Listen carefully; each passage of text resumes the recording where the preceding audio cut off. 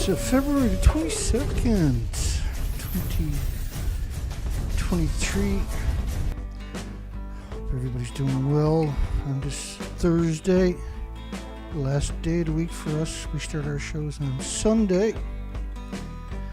I'm Dana Durnford, and also known as the nuclearproctologist.org. And you're free to call in during the live shows for sure at 709-589-4406. And every night we give our detractors and also an opportunity to call in. And they don't call in because I can provide information for all of my assertions. They'll call me names, they'll attack me, they'll make stuff up about me, but they won't challenge my narrative because it's unassailable. So tonight we're going to do a die-off. And that was the wrong one. I apologize for the song. We fixed that. The wrong song at the wrong time. Done it again and again and again. And so we always give the industry and my detractors an opportunity to challenge my narrative. Of course, it's never been taken up. After a decade, I've only gotten better at explaining the story. How's everybody doing tonight? We got an important poll. For everybody tonight. Please consider clicking around. Click in. We got an awful big show. It's pretty straightforward. We're going to run through it.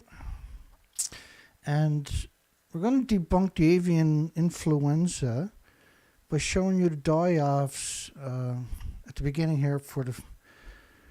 It's a little bit complicated to tell the story, but or to tell you what I'm talking, because it's easier to show you information, right? We're going to do that right away. Japan... So Chernobyl was a single reactor. 3 Mile Island was a single reactor. Santa Susana was a 3 mile reactor. Windscale was a single reactor. And the list goes on, of course. But Fukushima was multiple reactors melting down at the one time, and at the top of each reactor was decades of reactor cores. The numbers are looking at around 8 reactor cores per building minimum. Each reactor core is considered 100 Chernobyls because of pure uranium, pure plutonium. In the first year, there was 865,000 cancers. Buildings reactor 1 and 3 were caught on camera blowing up. And reactor 2 is confirmed to have lost its entire inventories. The media pretended they're in a building that don't exist in 2013 and 14, and again in 2021 at Reactor 3. So, which is quite interesting. Why would you do something like that? Why pretend you're in a building that don't exist and you're the major medias? The radioactive fallout updated the entire planet based on the French's model, who are normally very conservative. The radioactive fallout within 30 days covered the entire planet, and it'll never go away. So let's take you up to the present. We're going to do a recap on 2023. And so the poll tonight is important. Was Fukushima radioactive fallout a significant contributor to the mass species die-offs worldwide? And I should hyperbole humans too, right? So here's an assertion that El Nino, not the avian flu of all media's Associated Press, caused the death of hundreds of birds in Mexico. The government said now, Mexico's agricultural department said Thursday, the test on the dead birds revealed they had died of starvation, not the flu, starvation. And this story from 2022 is really important because at that time, remember, that's when the alleged avian influenza had crossed oceans on both sides of the oceans. It started at the same time. Great shearwaters are the primary casualties, but they weren't the only casualties. And what made this unusual was on both sides of this story, the communities and cities, the birds were sent to the government laboratories. And the test came back positive for avian influenza every single time. But this community done independent testing, and starvation caused the mass mortality event in the middle of a bird flu epidemic. A single community had done their own, done their own independent research, were stunned and horrified to find that the birds died of, and were confirmed to die of starvation.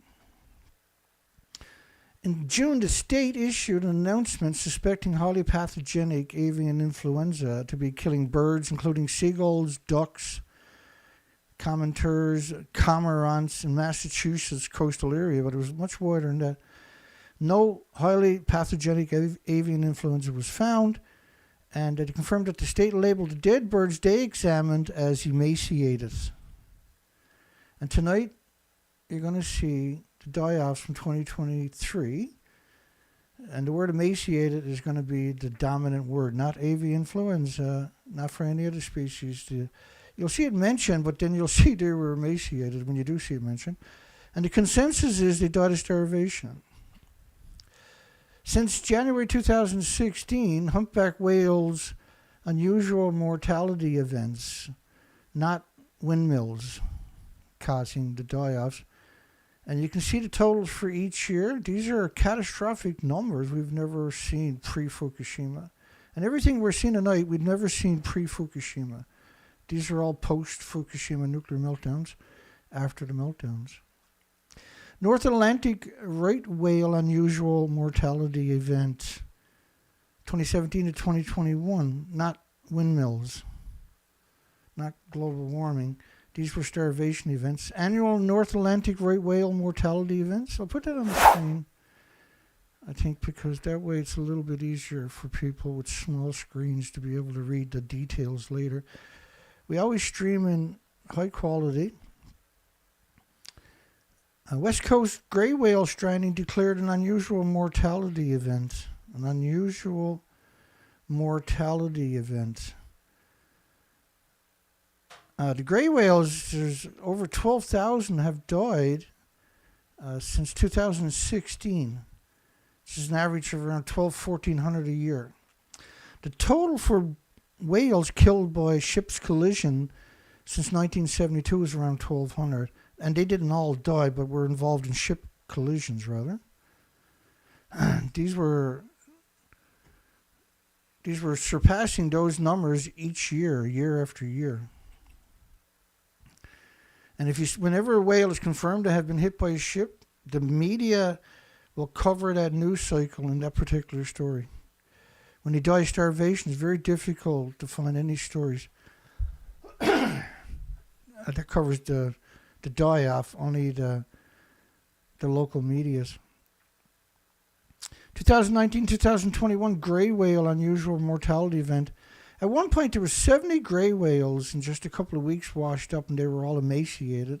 And that triggered a special mortality event where scientists got a whole lot of money to keep their mouth shut. So here's the gray whale statistics. 2019, 216 the total from Canada, US, and Mexico. 2020 was 172. Now, we only find about 10%. So put a 0 on the back of each of those numbers that you've seen here tonight so far. Manatees now officially under an unusual mortality event, and because they eat the cabbage, basically, of the ocean. And my research expeditions, I'm going to show you a little fraction of in a moment, showed that part of the food chain was destroyed. Instead of 700 algae, we were only finding 5 or 6, and all of them were, if they were a species, you would call them lethargic. They were that bad shape. 30 whales found dead in an unusual mortality event in Alaska.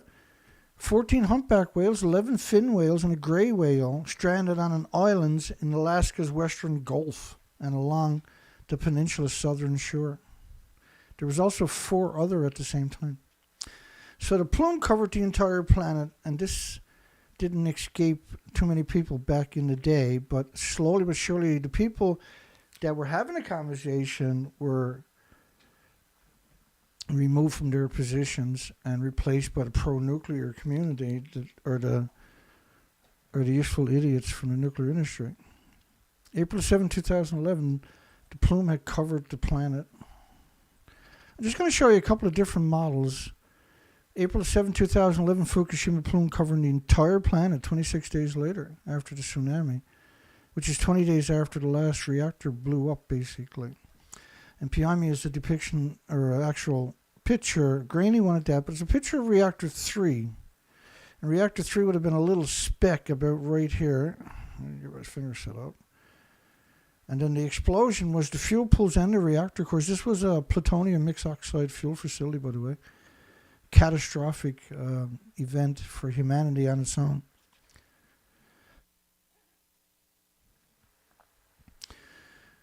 This is TEPCO's numbers based off plutonium-239 dispersal over 20 days.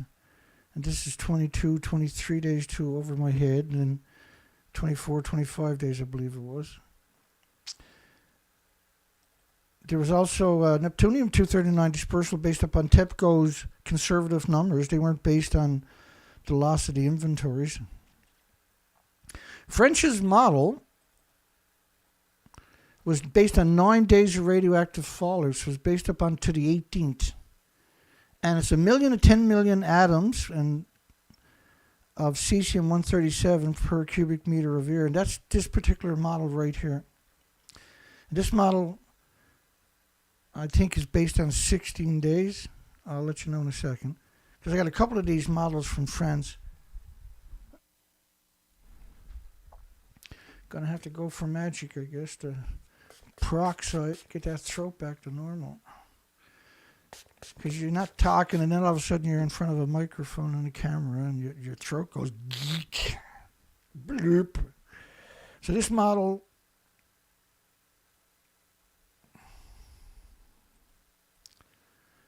this goes all the way up to April 11th. But as you know, right, by the time you get to April the 31st, which is 20 days out, or 15 days after the last reactor detonated, the whole planet is covered.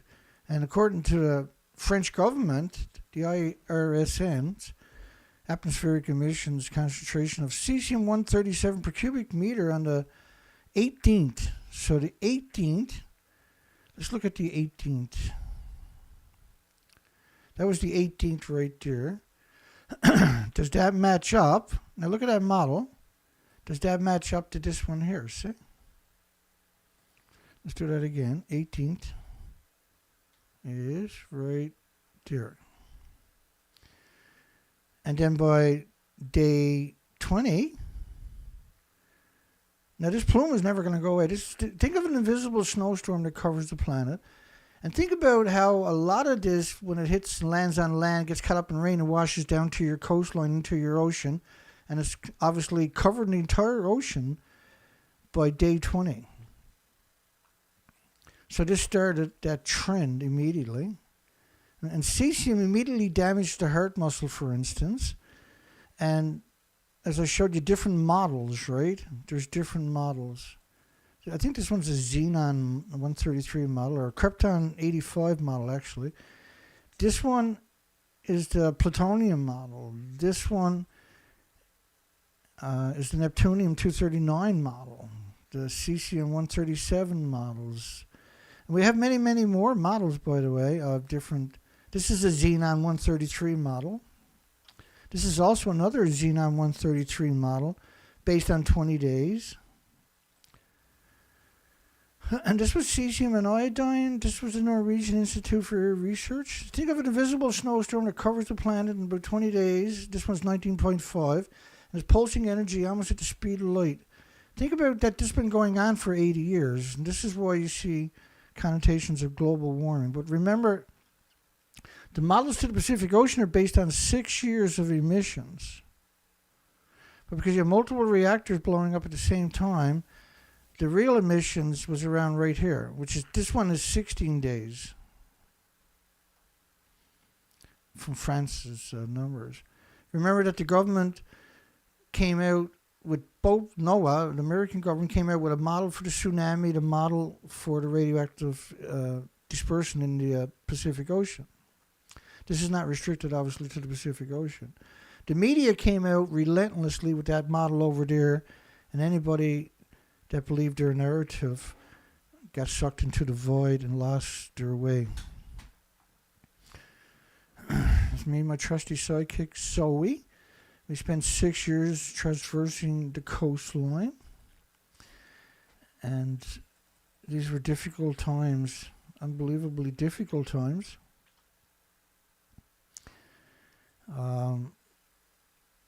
So we're just about to start into the show. I'm going to show you the before and after pictures, if I ever get around to it. We got the big one up. Some of my sailing. Sailing was a tough gig, eh? So the species to your left is what it should look like, and the species to your right is what it did look like. And so that was the first year, basically, we discovered the species to your left were completely exterminated. So normally the birds would land here in their migratory routes, and there was all kinds of species. They didn't need low tide to find it. They can just dive down. It was incredible diversity.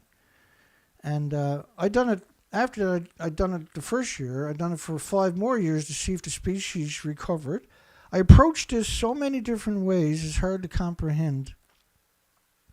And it's very difficult to articulate in such a short, in just a couple hours, how much we've done this year after year. And the species to your left, and I can assure you, I just meandered, took my time for 4 to 5 months each year for 6 years, and meandered through the 27,000 islands that were completely naked. There was nothing there. If you shipwrecked anywhere on that 27,000 islands, you're going to starve to death.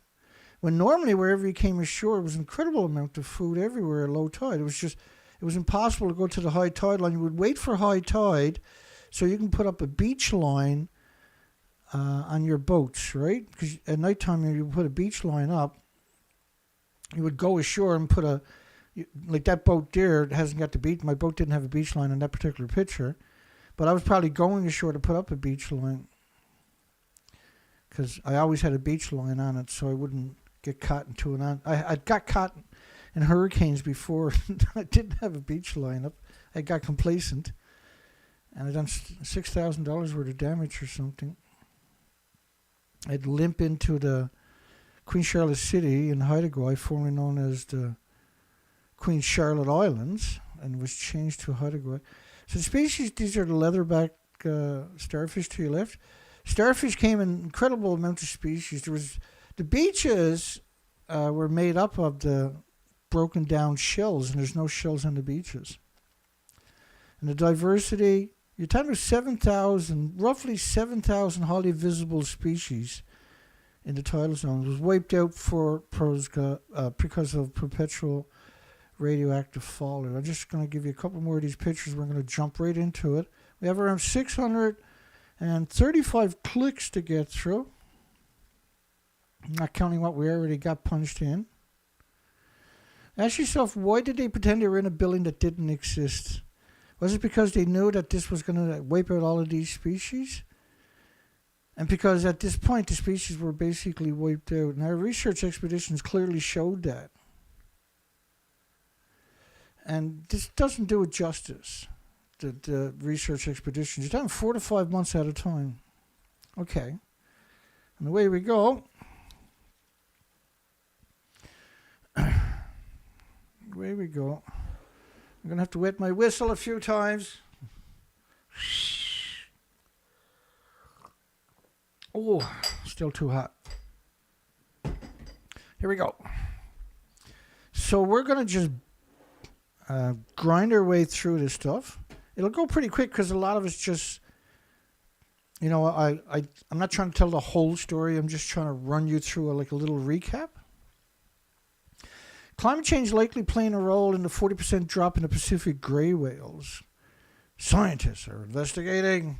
No, they're not, right? They're not investigating. If they're investigating, they would be talking about the material that I showed from my research expeditions. One primary suspect is food scarcity. Yeah, there's nothing there. So when the migratory birds are coming through, they can't supplement their diet, for instance. And there's around 30,000 insects would live at these high tide lines. This is a tropical rainforest. Now it's silent. 27,000 islands are silent. And that's why they're pretending they're in a building that don't exist, because they don't want the nuclear industry to catch the truth bomb on that one. The whales reached a population high of 27,000 in 2016. They were actually going down in 2016, like the other species, but dropped 16,650, which at this time was 10,350. And the other numbers I was talking about the gray whales, will show up later in the story. So that was an average of about 1,200 a year or something. I forgot to put that in there. And birth rates were down 40% in just the last year. Right, so in just 1 year, the birth rates dropped. Deep sea octopus garden off California coast. And this was a fun story, where there's something like 20,000 of these octopus down there protecting their eggs at around, very deep, right? 2 miles deep. And where the warm water is coming out of the earth, their sills, that's where these contraptions had found them. And so they have all this incredible stuff. None of that was used to survey after Fukushima. Is an insult to every person on this planet. Insect declines directly linked to human activity. It's called radioactive fallout. It's not human activity. It's just this tiny fraction of the planet, the nuclear industry, that has caused us grievous harm to the species and the future of humanity. This is all hands on deck. We don't have a right to sit in silence any longer. We have to bring it to these creatures. These are creatures. This industry is a despicable industry. Most of them linked, and the people in it are despicable. And we can quantify that assertion at least several 100,000 times over the last decade. Most of them linked to the human activities that affect insect habitats. It's almost impossible, if you're new to this, it's probably impossible to comprehend how much I've covered in the last decade alone. It's probably impossible. It's unbelievable how much we covered. I used to do 7 shows a week, every week, if I wasn't on the ocean doing research expeditions.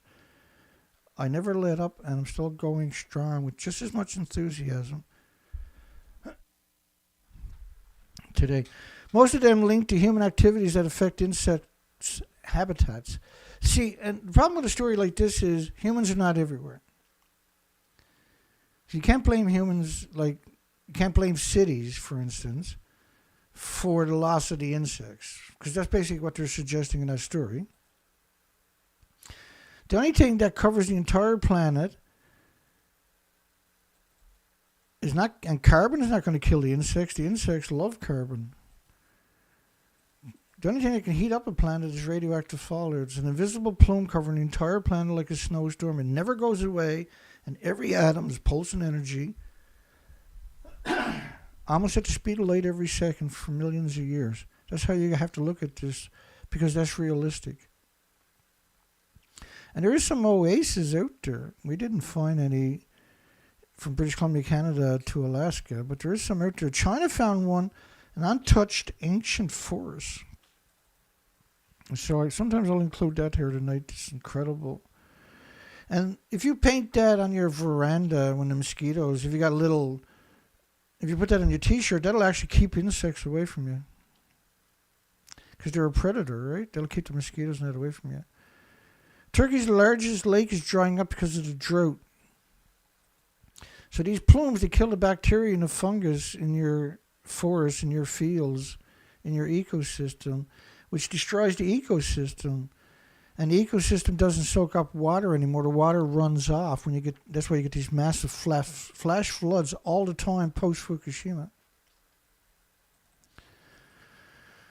How many whales are found dead on the United Kingdom beaches? This is. I'm going to take you back, by the way, 2014, 15, 2016, 2017, because you're not going to see avian influenza. You're going to see domoic acid. So for most of the first decade, they tried to blame everything on domoic acid, and that fell flat on its face. Independent laboratories actually done the work and couldn't find it.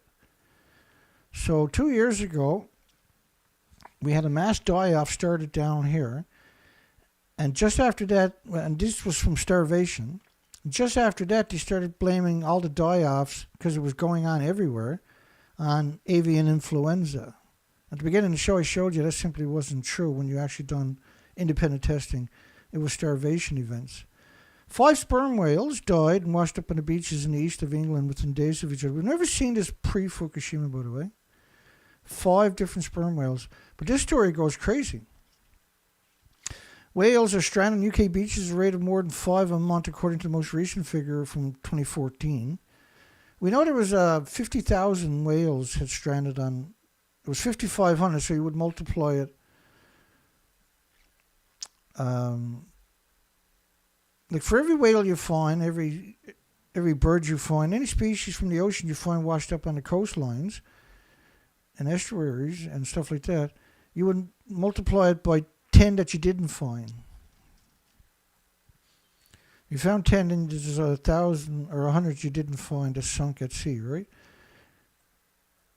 Starvation. 66 reports of stranded whales. Now in the United Kingdom, there was over 1,000 beak whales that were found, which meant there was 10,000 beak whales died, and they were found in different stages of decomposition. On top of that,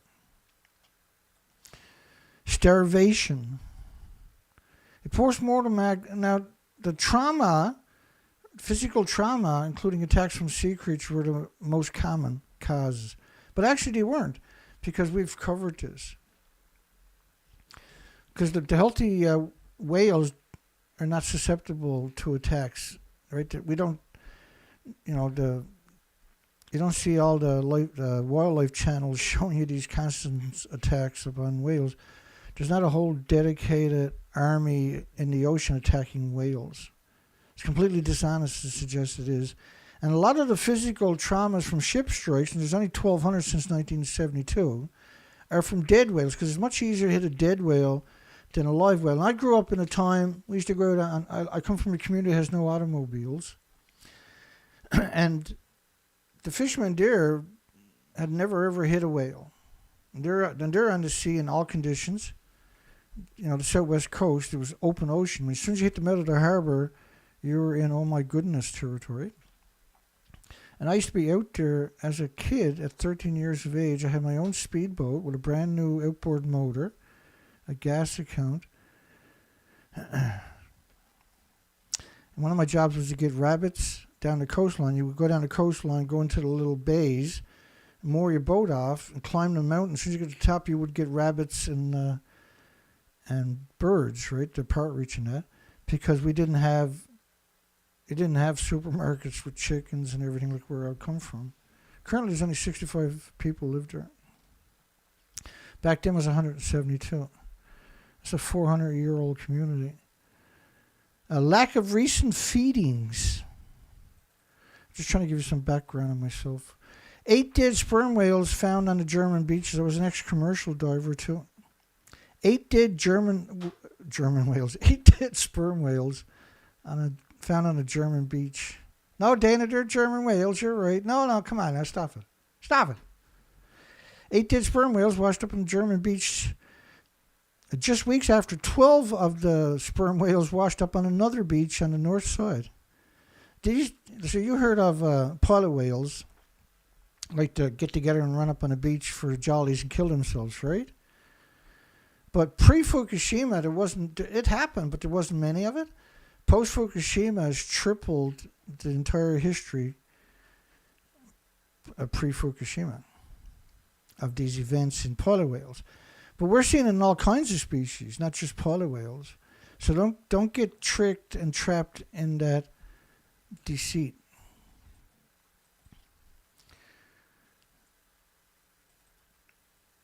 A 5 sperm whales stranded on a Dutch beach January the 13th. They weren't stranded, they died. 6 sperm whales die in a mass beaching in Australia. A rare mass stranding on South Australia coast. It's not rare anymore. We're not sure why it beached. 31 was ill and they moved to shallow water and then called out to the fellow podman, come in and commit suicide. Come on. It's wonderful. It's never happened before. So it's not a theory. It's a scumbag that said that. Animal welfare manager, which is the last thing she's a manager of, said it was rare to see whales beached in the area. 2 more sperm whales wash up dead on a Dutch beach. This is 2016. And a rare North Sea beaching. It's not rare. It was never seen before for sperm whales. A group like this is even rarer.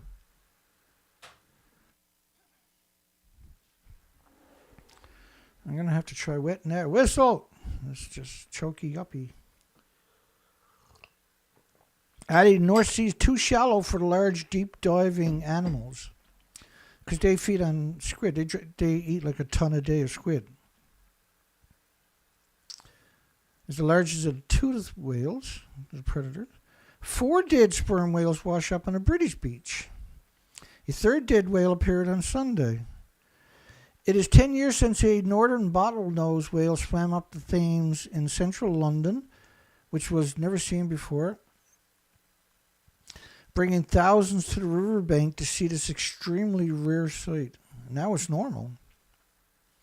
Study examines the hard reality that no pollen means no seeds. The pollinators are disappearing, right? Experts blame El Nino for the deep-sea creatures on Chile's beach. Experts. Be very careful of those things. The beautiful beach of Chile land been a draw for tourists, and the dead whales, the dead salmon, the dead sardines, dead clams, washing up on the shores lately, 2016, made a lot less picturesque. And scientists believe, this is a conjecture, right? This is an opinion. El Nino is to blame. It's a garbage can diagnosis is what it actually is. Different beaches in the center of the country had to be closed as a notorious Portuguese man of war. Jellyfish. I used to fish in that all year long, right? And your gill nets and your hook and line would be covered in man of war, and you would get on your hands. And so you always had a bucket of salt, fresh salt water as often as you could, because you can't let go of the gear, because the hooks will come off the hydraulics and it'll tear your father over the side of the boat, and with a bunch of hooks into them, you'll never get them back, right? So you had to keep the strain on it and then dip a hand down there, and you would cry all day, literally cry.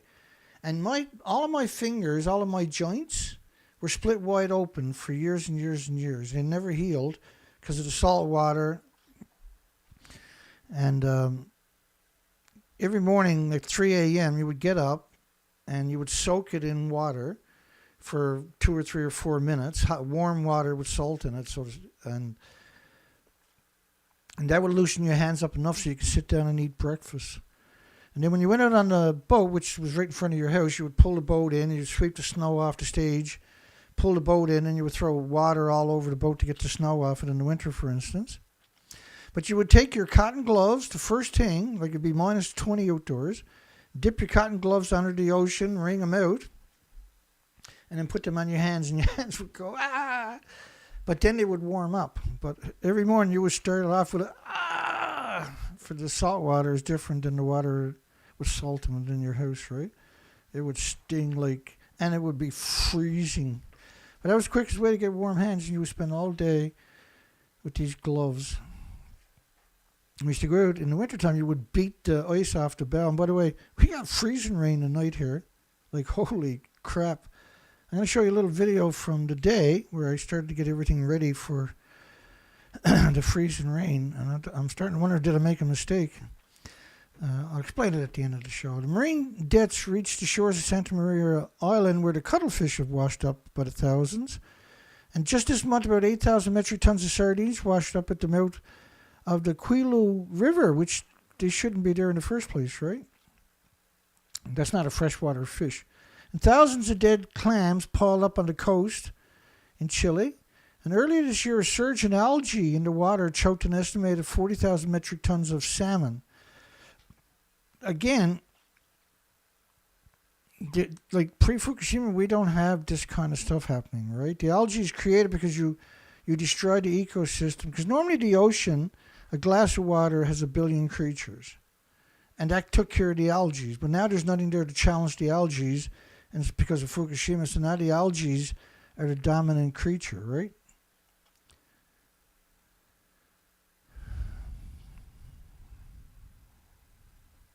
They have red tide every year in Chile post-Fukushima. But this time it's further north. And it destroyed the clams. He said, well, I just showed you the pictures of my research expeditions.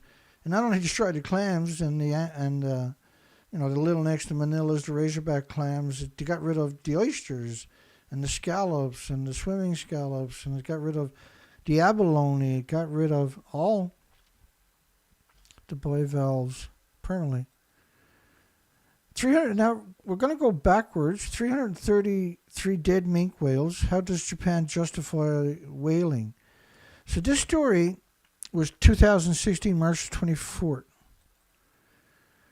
Returning with 103 males, 230 females, most of which were pregnant. Dead whales beached in Chile, climate change suspected. Again, these are like putting suspected in an event like this is despicable. It's despicable. This is the nuclear industry looking for a fall guy, right?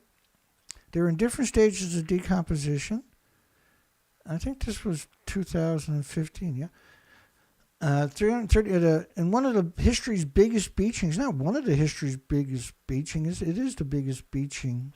And this was the sei whales.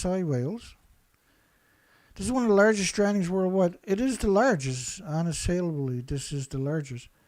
In the largest die-off ever recorded. And these whales are looking very thin. Tragic and shocking, the event went down as the largest stranding known to science. They are large bluish gray whales that can grow up to 64 feet and weigh 50 tons. They can swim 31 miles per hour and they can live up to 70 years of age. Scumbag nuclear. The scientific expedition, which is not scientific at all, counted 305 bodies and 32 skeletons of whales. Anybody that excludes Fukushima from the equation is no longer a scientist. You abrogated your degrees by excluding the most important factor. They probably died at sea. We don't know exactly where, but they didn't just die by the stranding. Now remember, they found 337, so you got to multiply it by 10 to get the real number. Now, the odds of all of the dead whales washing up in the same spot on top of everything else is just simply not true, right? It's simply not true. The University of Chile, who was part of the team, he was a scumbag. He was a professor. Calling it a scientific expedition should be a crime on its own. Whales CSI, of course, the media is your enemy. They're literally your enemy. Why sperm whales are washing up dead on British shores.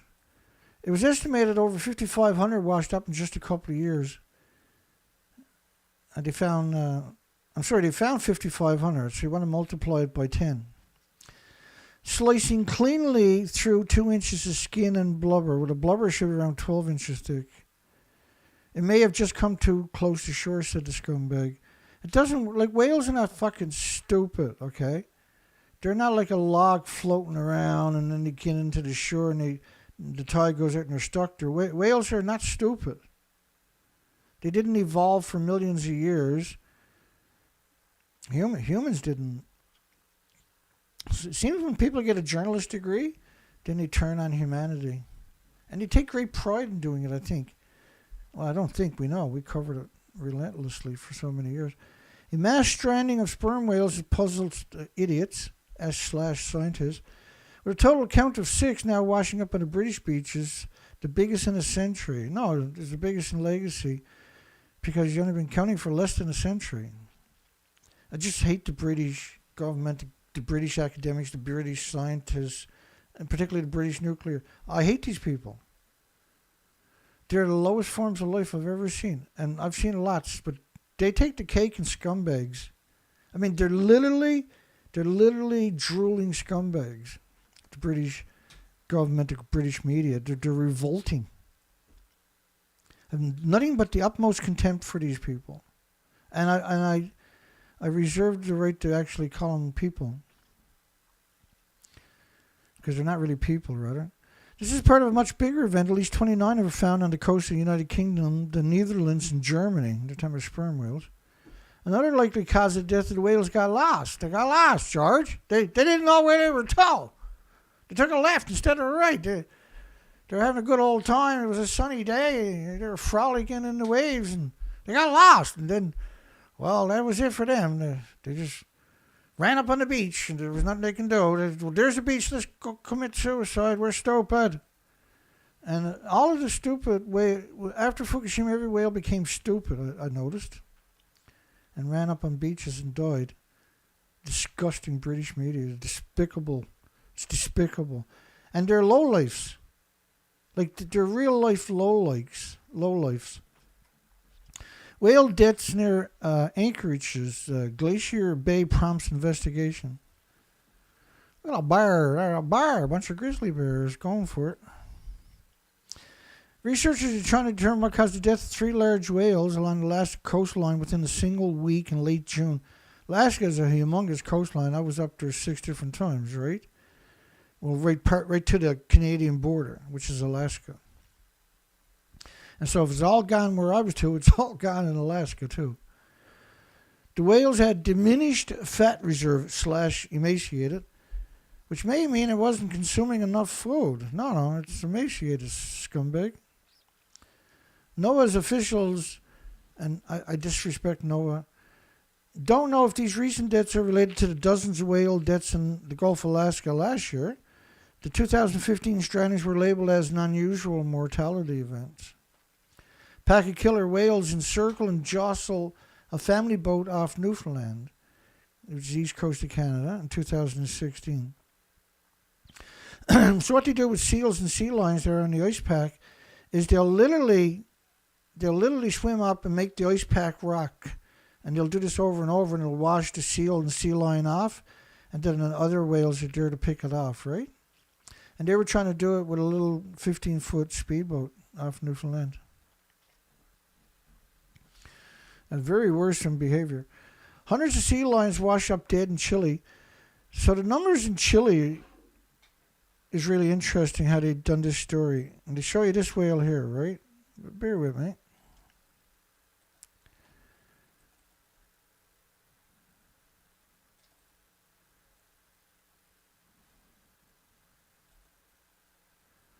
Let's see if I can find what I'm looking for.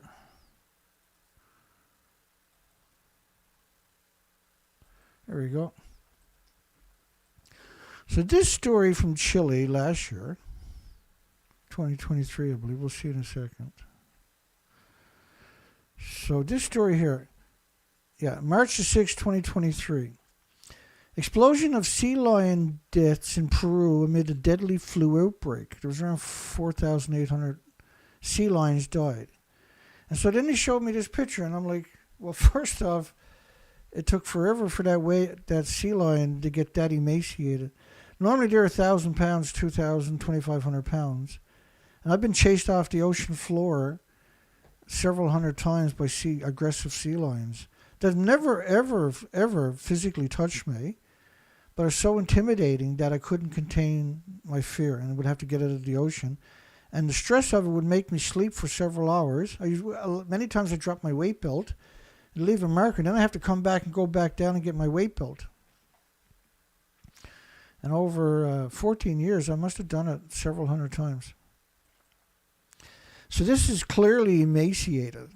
This is severe emaciation. At least 3,487 sea lions were found dead, they said, due to the virus. due to the virus. But here's another picture.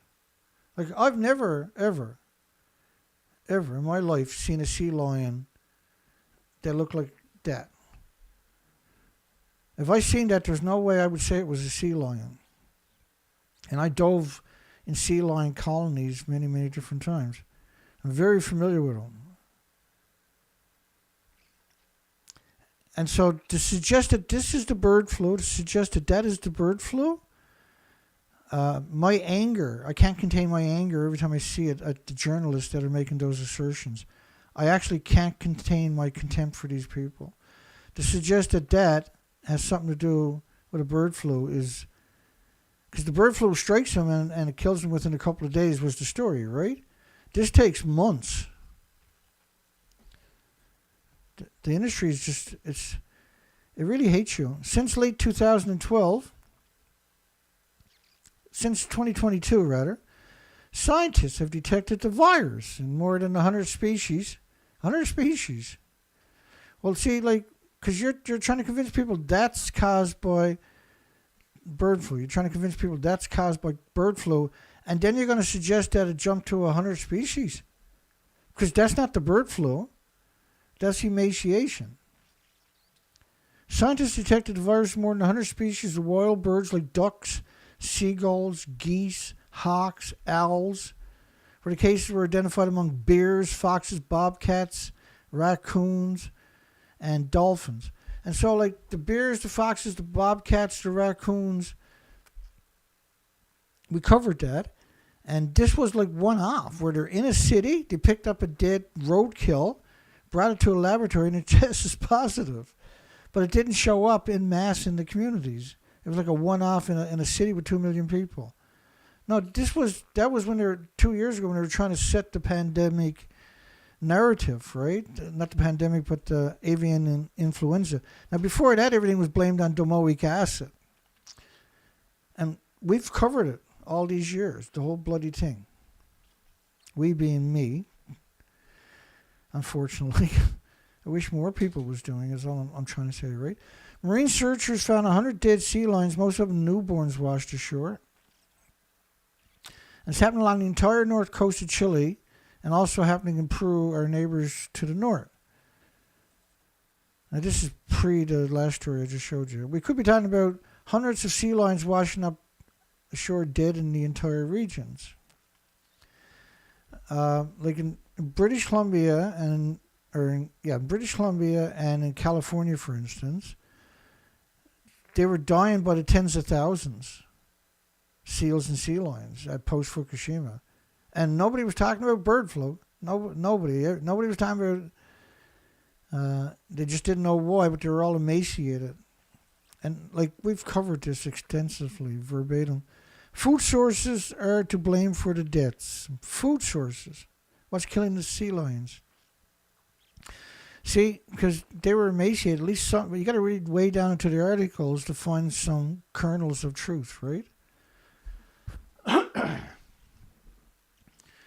The warm waters don't have the same nutrients of phytoplankton. The phytoplankton are at the surface. Right? So the radioactive plume after 20 days covers the entire planet. And that wipes out the phytoplankton for the most part. And then the stuff that sinks to the ocean floor is brought back up with the upwelling, which normally feeds the phytoplankton, now poisons them. Sea lions seem to be starving to death because the food chain has been disrupted. No, it's completely broken, unfortunately. They also found the bodies of 2 other animals, possibly whales, died recently.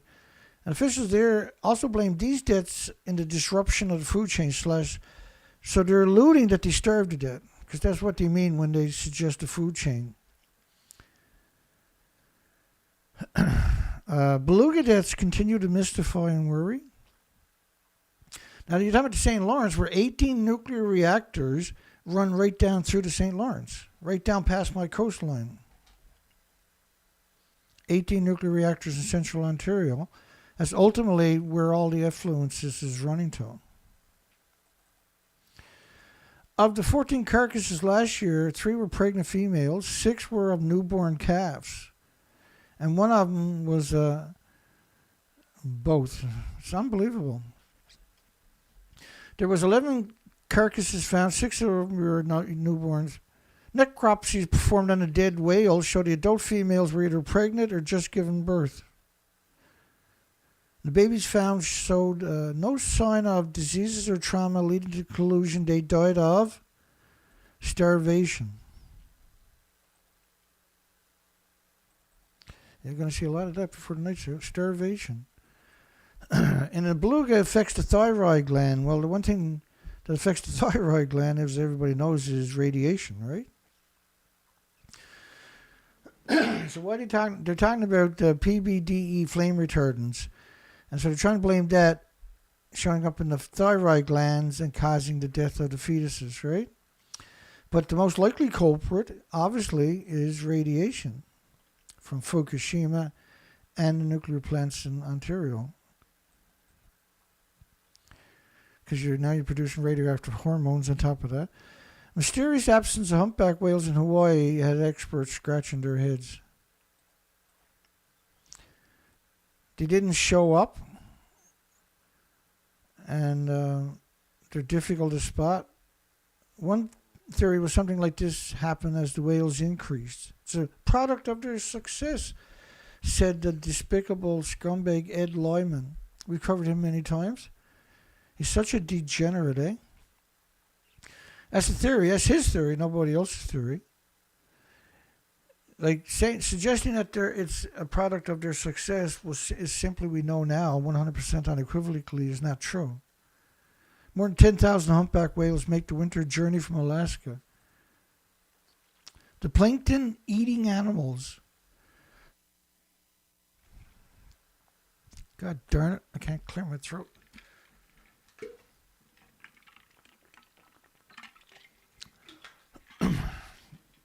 Not much I can do. Let's keep going. So plankton is one of the first things killed off by the radioactive fallout. And because Fukushima was a pulse event, we've seen a stunning amount. With more animals, they're competing against each other for the food resources. But there's not more animals. Right? Edwin Lyman, right, which is with the Union of Unconcerned Scientists, is notorious for these types of lies. 81 whales washed ashore. I think this is India. A similar incident taking place in 1973 when 147 of them were stranded. Now, what was going on in 1973 was atmospheric and ocean nuclear weapons wars, right? These are same weapons as a war, the same radioactive fallout as a war. So this was during peak nuclear weapons from the Soviets, the Americans, and other countries, right? The United States, Britain, and France. And an unusual phenomenon, because it's unusual because now it's normal, rather. While there were rumors claiming the beaching could be due to climate change. Yeah, there's rumors that fucking aliens picked them up and done anal fucking swabs on them. You piece of shit to say something like that. Stranding of the whales is rare and they don't swim close to the coastlines.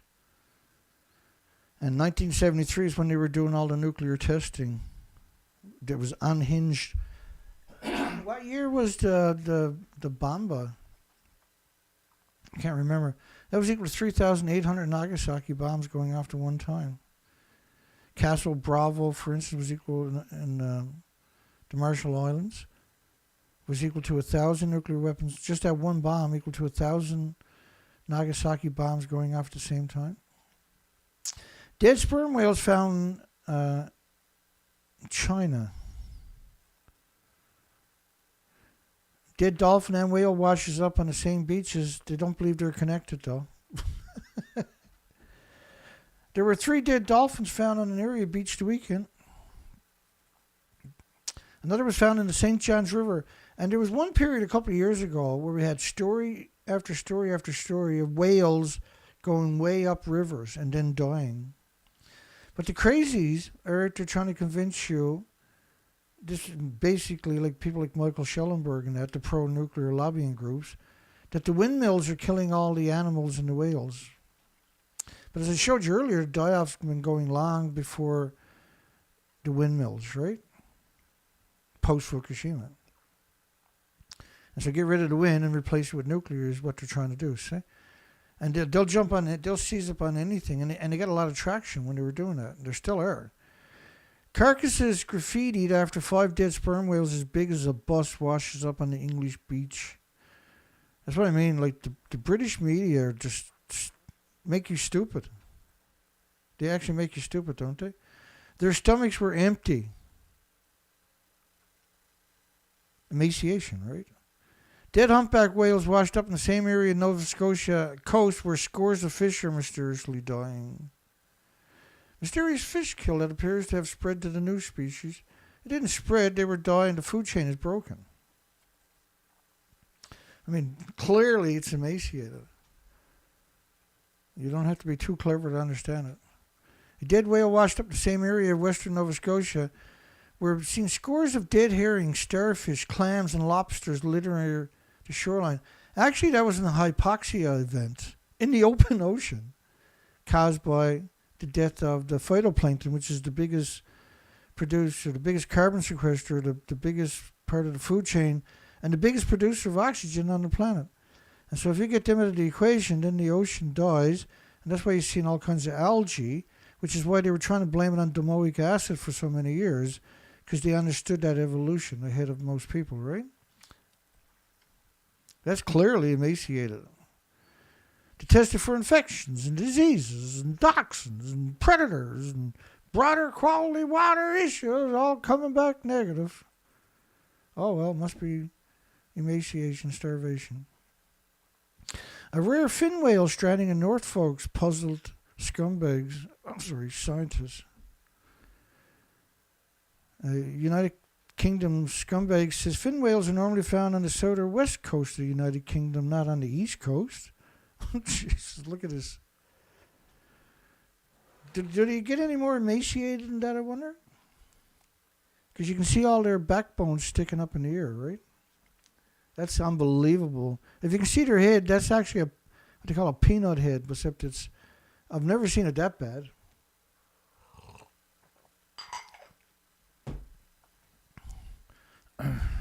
Listen, my sarcasm comes from covering this for so many years.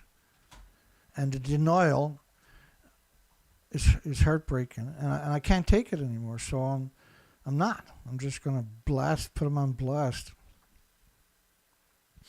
The death comes after a spat of whale strandings along the Norfolk region coastlines of years, but dozens have died in other parts of the North Sea. You never get them in the North Sea, so what's it doing here? We have no idea. I think that's the first true statement they've ever made. I mean, that's unbelievable emaciation we're talking about right there. It's unbelievable. Whales are dying off the coast of Kiri. No one seems to know why. Oh, they all know it's Fukushima in the academic community. They're simply never going to say it because they don't have a job in the morning. And they hate your guts anyway. At least 3 dead minke whales have been spotted. And there's a mortality event for minke whales, by the way. A mortality event for beak whales, mortality event for humpback, mortality event for the blue whales, for the white whales, mortality event for killer whales, mortality event for the humpbacks, a mortality event for many of the whales species. A quarter of the entire stranding database goes back to 2000. So just in a short period of time, what year is this? 2016. So the majority of them were post-Fukushima. And another whale died off the coast of Down earlier that week. Well, every whale you find, you assume 10 died. You couldn't see any obvious causes of death. And if you do it, every media will come out screaming. Right? They'll come out screaming that it was a boat collision or ropes or net. But the reality of it is there's only 1,200 whales known to have died by boats. And not all, or been hit by boats, but not all of them died. There's a couple of other animals hurt. What do you mean hurt? So at least 4, as many as 6, when you consider the whale washed in St. John's Point. And this is a minke whale, so that's clearly emaciated. And the whale strandings followed the death of 28 dolphins in January and February of that year. These are all just unbelievable post-Fukushima. We've had at least 4 minke whales stranding. Like pre-Fukushima, the odds of finding 2 dead whales on the same beach was you had better chances of getting hit by a Soviet satellite. And now it's just normal. It's normal. It's everywhere. It's very unusual to have so many dead whales in the one small area in a space of 10 or 12 weeks. It's not unusual. It's unheard of pre-Fukushima. Beginning in 2016, and notice how avian influenza is never mentioned. Saw the largest ever mass stranding of sperm whales in the United Kingdom, 2016 European beaches.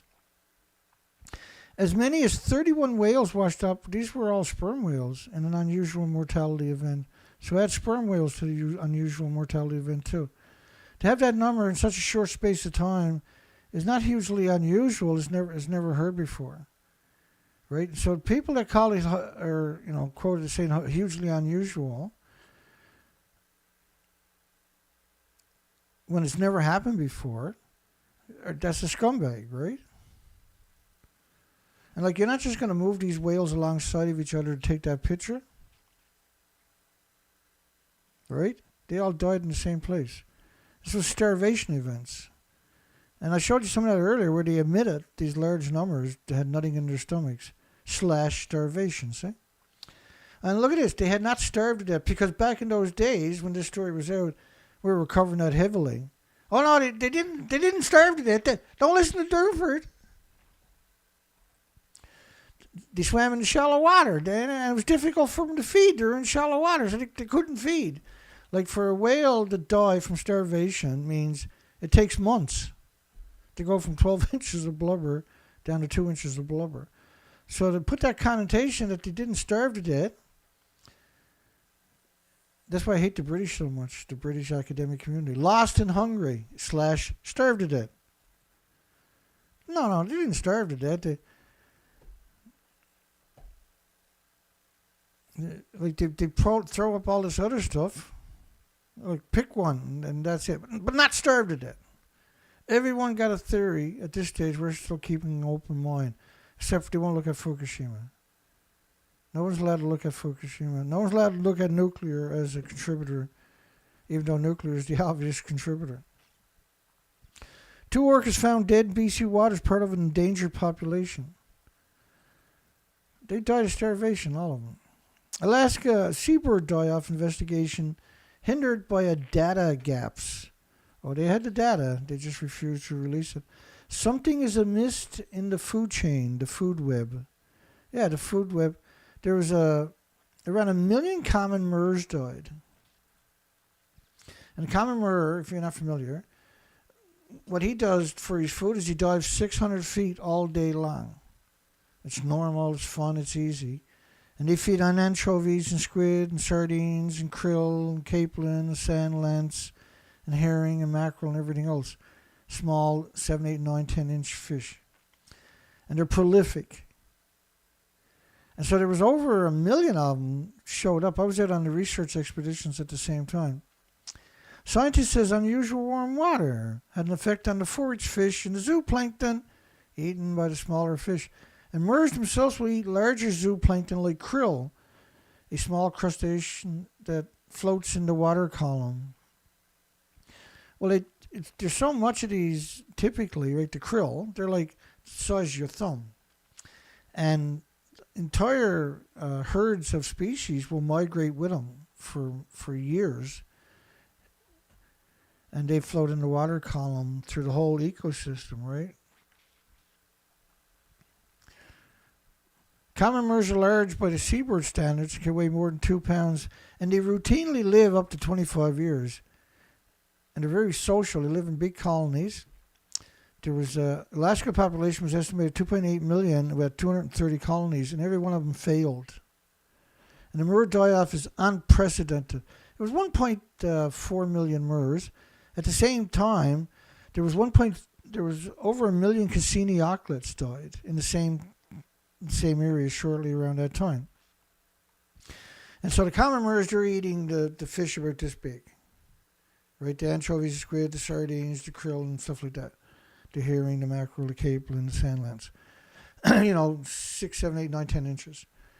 But the Cassini auklets are eating the microscopics, the phytoplankton, the zooplankton, the copepods, and stuff like that, which are the microscopic animals. And so the significance of that was you had 2 of the biggest die-offs ever recorded in human history happening at the same time in the same area, and there's 2 different spectrums of the food chain. And Fukushima sterilized the coast and the ocean, so they didn't find anything on the coastlines either. There was nothing in the ocean. It was literally the dearth of the ocean. Die-offs have been documented before, but not to that degree. Like, again, all you can do is disrespect these people. If you don't, then you're very gullible. During the first 10 days of January, researchers counted 17,000 dead MERS on beaches and 857 more in a vessel survey. Only about 15% of the carcasses reached the shore, and only a fraction of beaches were surveyed, leading researchers estimate the deaths will be, at that time, hundreds of thousands. We now know it's over around 1.4 million. But what's unprecedented about the die-off is, first, the spatial extent of the die-off, which covered most of southern Alaska, and second, it represented an extended period of time. This went on for 5 years. It's still going strong now. The species never recovered, never came back. In more than 3 decades of monitoring birds in the barrens, we've never had complete reproductive failures before. It just wasn't there. 8,000 MERS washed ashore on a single beach. By early winter, starving, these were all confirmed starvation, by the way. Starving, disoriented birds were found not only in nearshore waters, but as far inland as the Fairbanks, 360 miles from salt water. So here you had seabirds flying 360 miles interior, and there was freshwater ponds full of dead birds. Because we covered this when it happened, in 2016, 2017, 2018, 2019. In the January review of the recovered carcasses, birds hatched in 2015 were apparently absent, and body size measurements suggested they were subadults or less than 5 years old. Remember, they grow up, they can live for around 25 years, typically. Where did all the adults go, sir? They died and weren't recognized. The emaciated MERS stomachs have been mostly emptied. And as I showed you on my research expeditions in that same territory, the tidal zone was stripped. So they couldn't even go into the tidal zones. And like in the tidal zones, there's 7,000 algae, or 700 algae. And in that 700 algae was 5,500 species of invertebrates without the backbones that were recorded by institutions and universities. That wasn't all of them, but there was 5,500 known species of little shrimps living in the 700 algae. They were wiped out. When we went up, I think the most we found at any given time was 4 algae, and none of it was healthy. It was very, very thin. If MERS already were struggling, the hurricane-force storms late December could also have prevented them from foraging, according to the researchers. It doesn't work that way. That's their environment. They can live at sea, and they do for months and months and months at a time. And they dive 600 feet all day. So the minute, say if the waves are 30 feet high, as soon as you get 30 feet below the wave, it's completely flat calm. It's always the same. And I know this because I was a commercial diver for 14 years. And I used to spend 6 hours a day on the ocean floor. So I know a thing or two, right? Dead MERS pile up on the beach. They show you one. Scumbags, eh? Something is killing the Alaska common moor. What is not the Alaska common moor, you arrogant prick? They're the Earth common moors. In the summer of 2015, the moors also suffered a complete colony collapse and failed to breed, and almost all the dead birds are MERS, but they were young MERS. They were less than 5 years old because they lived to be 25. And they say many of the MERS appeared emaciated and have starved to death. No, all of them were. Not many, all of them were. The die-off was a starvation event. Media is not your friend at all. They're the worst. They're the worst of the worst humanity got to offer, and that's why they get the job. They're scum. Not only are they starving, they're not breeding. A complete reproductive failure, which is rare for MERS. No, well, like, see, a seagull forages at the surface, for instance, right? A puffin dives maybe 160 feet.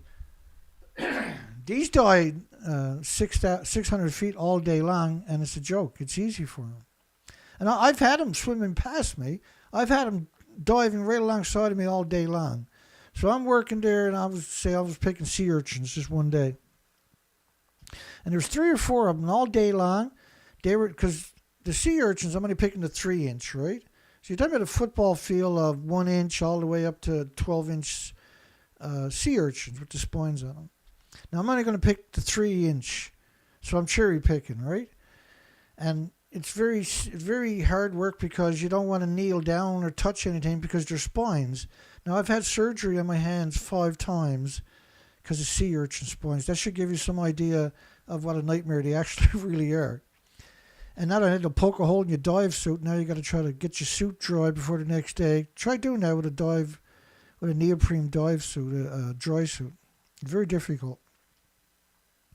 And then you got to patch the hole for the next day. It's hours and hours of work. And so I'm very careful, right, when I'm doing it. But you can't avoid it. Like I said, surgery 5 times on my hand. And I still have, in this hand here, for instance, the spine go right through the bone and out the other side. You can't get it out of the bone, right? So every once in a while I'll hit the hand like that. And oh, my goodness. And I got another one right through the thumb here. And I got another one through this finger. They're still there in the bone. They're calcium with microscopic barbs on them. And I can tell you absolutely horror stories about people who fell on bags of sea urchins and had to be airlifted by Coast Guard off the ocean. Just, random accidents. And my goodness. Because the swelling is immediate with this stuff. I got 2 in my feet I had surgery for. And we used to bring our own suture kits out with us, and scalpels and that, and local anesthetics. And we used to do, because we were stuck on the ocean for 2 or 3 weeks where no one can get to you in storms, right? And so we used to do our own surgeries. So it's okay to call me a butcher. I can tell you that. And it's so difficult to have your friend screaming and telling you, don't stop, for Christ's sakes, don't stop, get it out. And so the way you would do it is you cut down alongside of it, push it over, and then very gently pull it out, which meant it was very painful. I'm still heartbroken about some of that stuff. But then immediately you feel relief as soon as it gets out of your body. And what they do down in, we learned later, what they done in the tropics, where all the tourists are going, like St. Kitts and St. Bart's and that, was they use wax. And so the doctors down there, because they're used to all the tourists, so wherever the puncture from the sea urchin spine, because it's microbarbed, you just keep pouring wax, or hot wax, over that, and then you pull it back out, and you keep doing that over and over and over, and eventually it coats the whole sea urchin spine, and you can pull the whole spine out when the wax hardens up, right? So they got a bag with ice cubes to make it harden up, and then they grab it and they slowly bring it out. And it could take an hour or something. It's still better than surgery, and it's still better than leaving it in there. But if it goes through the bone, and it will, you can't get it back. And I actually had plastic surgeons work on my hands twice. I was very fortunate to catch it. We had complete reproductive fail, which is a rare for, I should be digressing and talking about Dana. Been finding live stranded birds in the yards, on rivers and lakes. Common MERS are strictly saltwater birds, right? They're completely, that's their diet is salt water. They fly over freshwater all the time. They got no interest. Counted 8,000 dead MERS on a 1 mile stretch of beach. 8,000. 8,000 on a 1 mile stretch of beach. 8,000. I can't even wrap my mind around it, see? I spent my whole life, except for a little bit, on the ocean. I can't wrap my mind around that statement. The day we did the 118, now I grew up when the common MERS and the thick-billed murres would fly by in the summertime on their migratory route, and you couldn't see the sun. In the middle of a summer's day, for 4 days straight, millions and millions of birds would blacken out the sky. It was amazing. We look forward to it every year, right? Fukushima got an end of that. And nuclear testing. The day we did the 118 murres and all those starfish, I was really upset. And again, the starfish, and if you go back and look at the beginning of the show of my research expeditions, the starfish were wiped out. And there are 74 species of starfish along the coastline, and every species came in vibrant colors. Multiple vibrant colors. Local coast volunteers reported similar numbers in Raymond's survey, with some of the sections having 400 to 800 birds per kilometer. 400 to 800 dead birds per kilometer. And there's only a fraction, right? Less than 10% you'll find on the coast. People have seen birds in the woods above the high tide lines, floating with debris in the Homer Harbor, and even on the roads. All of it was emaciated. Knee-deep in birds, she said. And while scientists don't know what's causing the murres to starve, a few of the birds of other species like the auklets and the guillemots have been found dead, but the vast majority, there's not a few, it was an awful lot of them, by the way, and the auklets was over 1 million. It was over 1 million. And we've covered that, right? There's no evidence of toxins in the murres carcasses studied. And notice how this whole story, they didn't mention the single time the word avian influenza, did they? So, like, quite often they'll mention, during this period, they were mentioned domoic acid.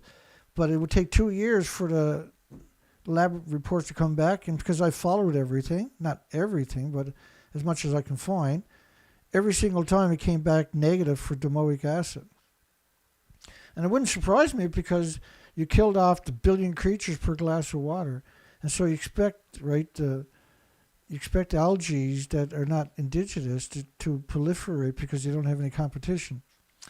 None of the murres have avian influenza. There they go, they mentioned it. But it's pretty rare for them to check for it.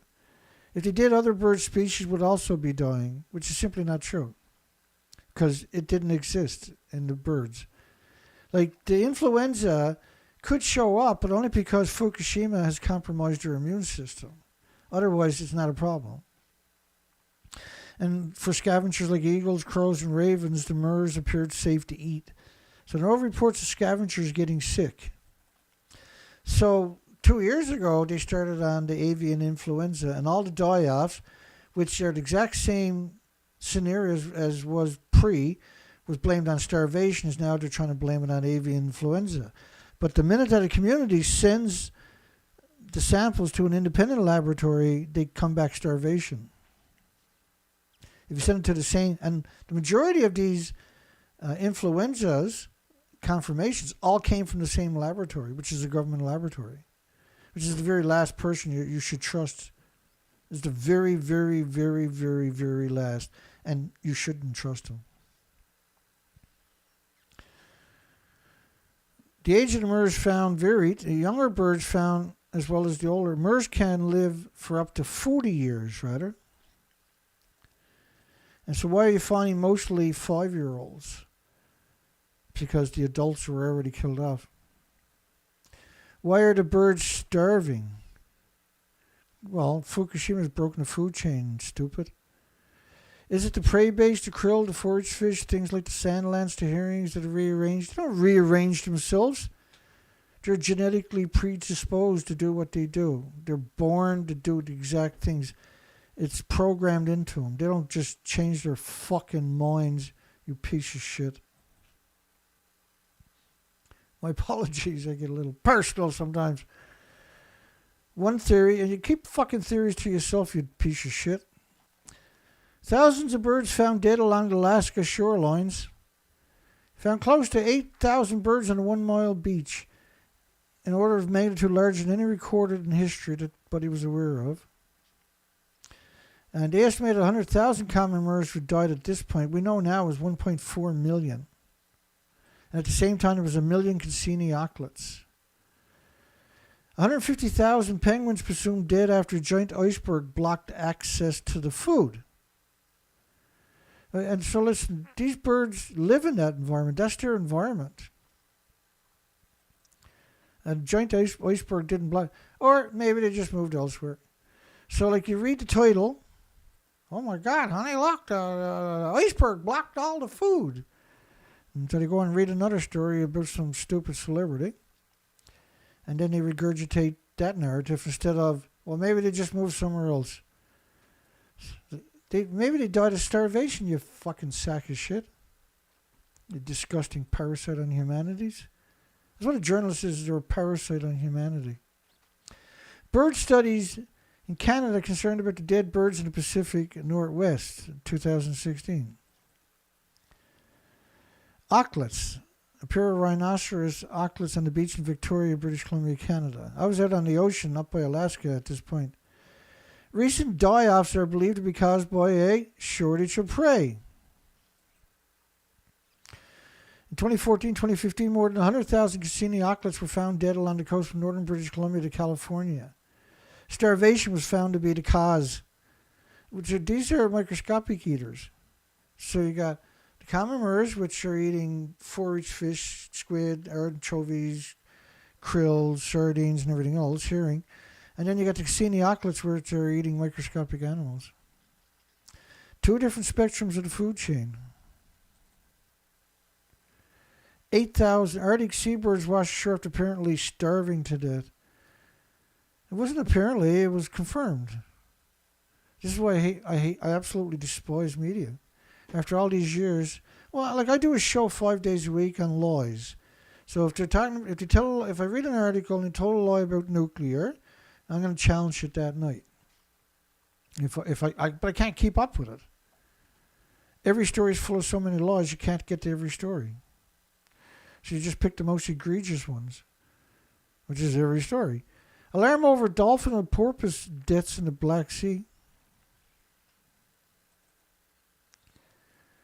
According to the media, the degenerate media, 108 dolphins were found dead along the country's Black Sea coast since January. Twice the number found in 2015. According to them, 35 dead porpoises were found washed up on local beaches during just one weekend. And over 300 dolphins and porpoises deaths recorded in 2015. The one thing they had all in common was starvation.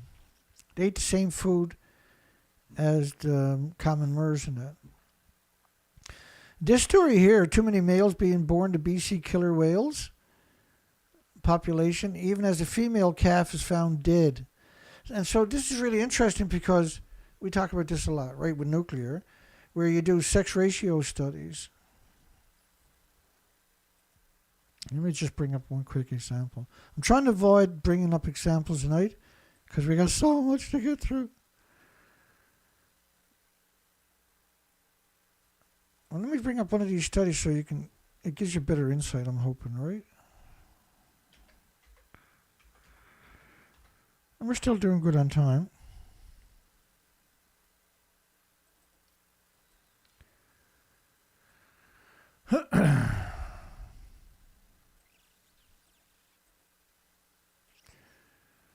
I think I picked the wrong one.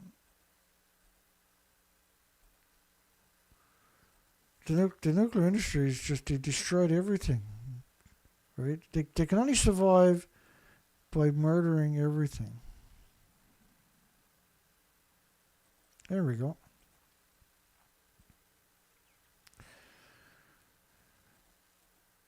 So this is a good study here. Trends in the human sex odds at birth in Europe and the Chernobyl. So after a nuclear accident, they expect to see more males and females in large populations. So when you see more males and females being born in the whales, right? Because it's not just going to affect humans, is what I'm saying, right? But we have a whole folder on this stuff from Fukushima and Chernobyl, where they've done all them studies. The high number of male babies in a group of killer whales living off the coast of British Columbia is cause for concern. Only one of the calves have been confirmed as a female, which means if you got more, that's Ken Balcom, who died last year, was it? Ideally, you get a 50-50% ratio, sex ratio. But they done sex ratio studies after Chernobyl on Europe. After Chernobyl, they closed 9,400 farms in Ireland, Scotland, and United Kingdom. But if you go to United Nations, which you should never use, which is Wikipedia is quoting, of course, always United Nations garbage. That's why you don't want to use Wikipedia. They'll tell you there's only 28 people died. I mean, you didn't close 9,400 farms in Ireland, Scotland, and the United Kingdom because it's like a banana and a potato chip, right? I don't understand why there's not a million people just ragging on this stupid fucking scumbag industry. Apologize for me. That's Dana speaking. I get angry at these people, and I don't have the patience to contain it anymore. Necropsy of beached whale finds no clue to the cause of death. They usually live for 60 years and die of natural causes. Now they die young of starvation. Mass sperm whale deaths across Europe leave scientists stumped. They're not scientists, they're morons. As many as 30 mammals have washed up on the shores of Holland, Germany, northern France, United Kingdom since January. And this was February.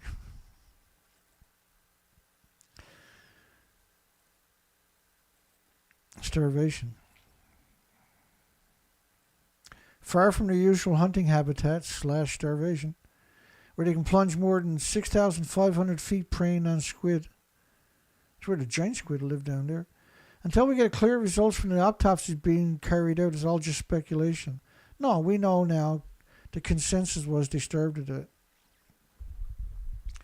One thing is certain, large numbers of whales beaching at the same time is likely to occur again. Whales spotted in New York Harbor, and you never see them in New York Harbor. And typically these are chasing the little silverfish. The hell is the name of them? I can't remember now. Don't worry, it'll pop up. 9 blue whales die after getting trapped off of Newfoundland's coast. Well, the blue whales don't live off Newfoundland's coast ever. They're never here. What were they doing here in the dead of winter? These are they live in the Indian Ocean and the South Pacific Ocean and Northern Indian Ocean. And there's a population also in Chile. But they're not supposed to be off this coastline ever. So what were they doing here? Seems last year we had 3 white-nosed dolphins strandings. They don't live off this coastline. They come here in the spring and late summer, rather. Or early summer, but they're never here in the winter. What were they doing here in the dead of winter? And I was there for all 3 of the strandings. I showed up, right? And we played that footage just up on my website. You'll find some of it in my short videos, and you'll find more of it in my videos that were posted. And we also done live shows about it. Dead whales washed ashore in western Newfoundland. And look how little blubber they got. It should be around 12 inches, eh? Japan likens anti-whaling campaign to attempt to ban their kimono. Like, what the frig are you talking about? Like, you poisoned the entire planet? The entire planet. You set it on a course for self-destruction because of perpetual radioactive fallout, and you hit it all. And you're completely the worst of humans we've ever seen. You continue to grow food in a nuclear wasteland, where the food was banned by 55 countries and 14 prefectures. You found ways to ship it to the countries, even though it was banned. And Canada helped you do it. Canada removed all restrictions after 93 days, so they couldn't really ship it anywhere right away. The worst food was shipped right to Canada. And now everybody in Canada is suffering incredible diseases and illnesses and autoimmune deficiencies and injuries from radiation. Japan was permitted to kill 1,000 mink whales for scientific research. Why do you got to kill 1,000? Like, killing 1,000 mink, one species, is not scientific research at all. And so they're probably getting $26,000 a whale, minimum. Let's say it allows you $26,000 a whale. That's $26 million. Meat from the whale is sold in the open market and vending machines. No, our experience with Japan is that's a failed society. And it's a society now dominated by degenerates. Like real degenerates. I'm not going to get into the grossness. And it's gross, but these are degenerates. It's the only way you can describe them. Anyway, if you're going to label them, you got to label them as degenerates. Pregnant orca was starving and carrying a dead fetus. And it carried around for how long? I forget.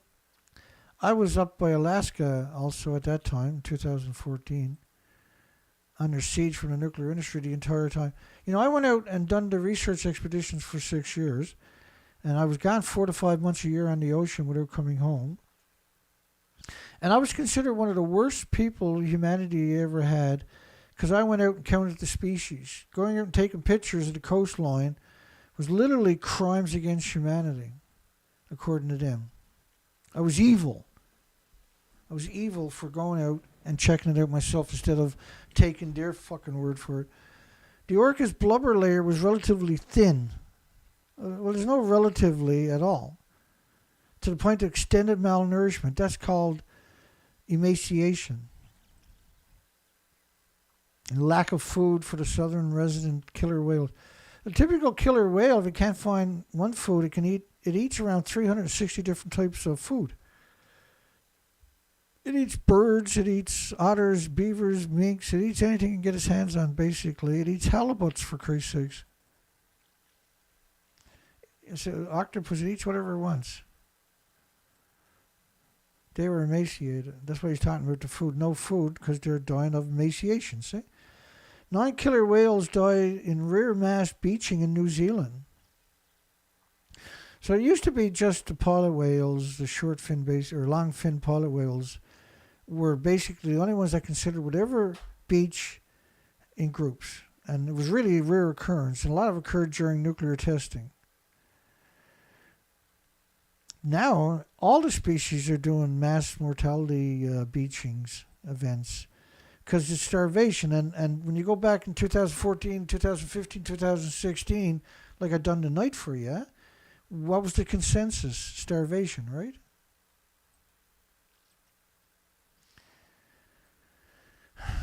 And these are obviously emaciated, by the way.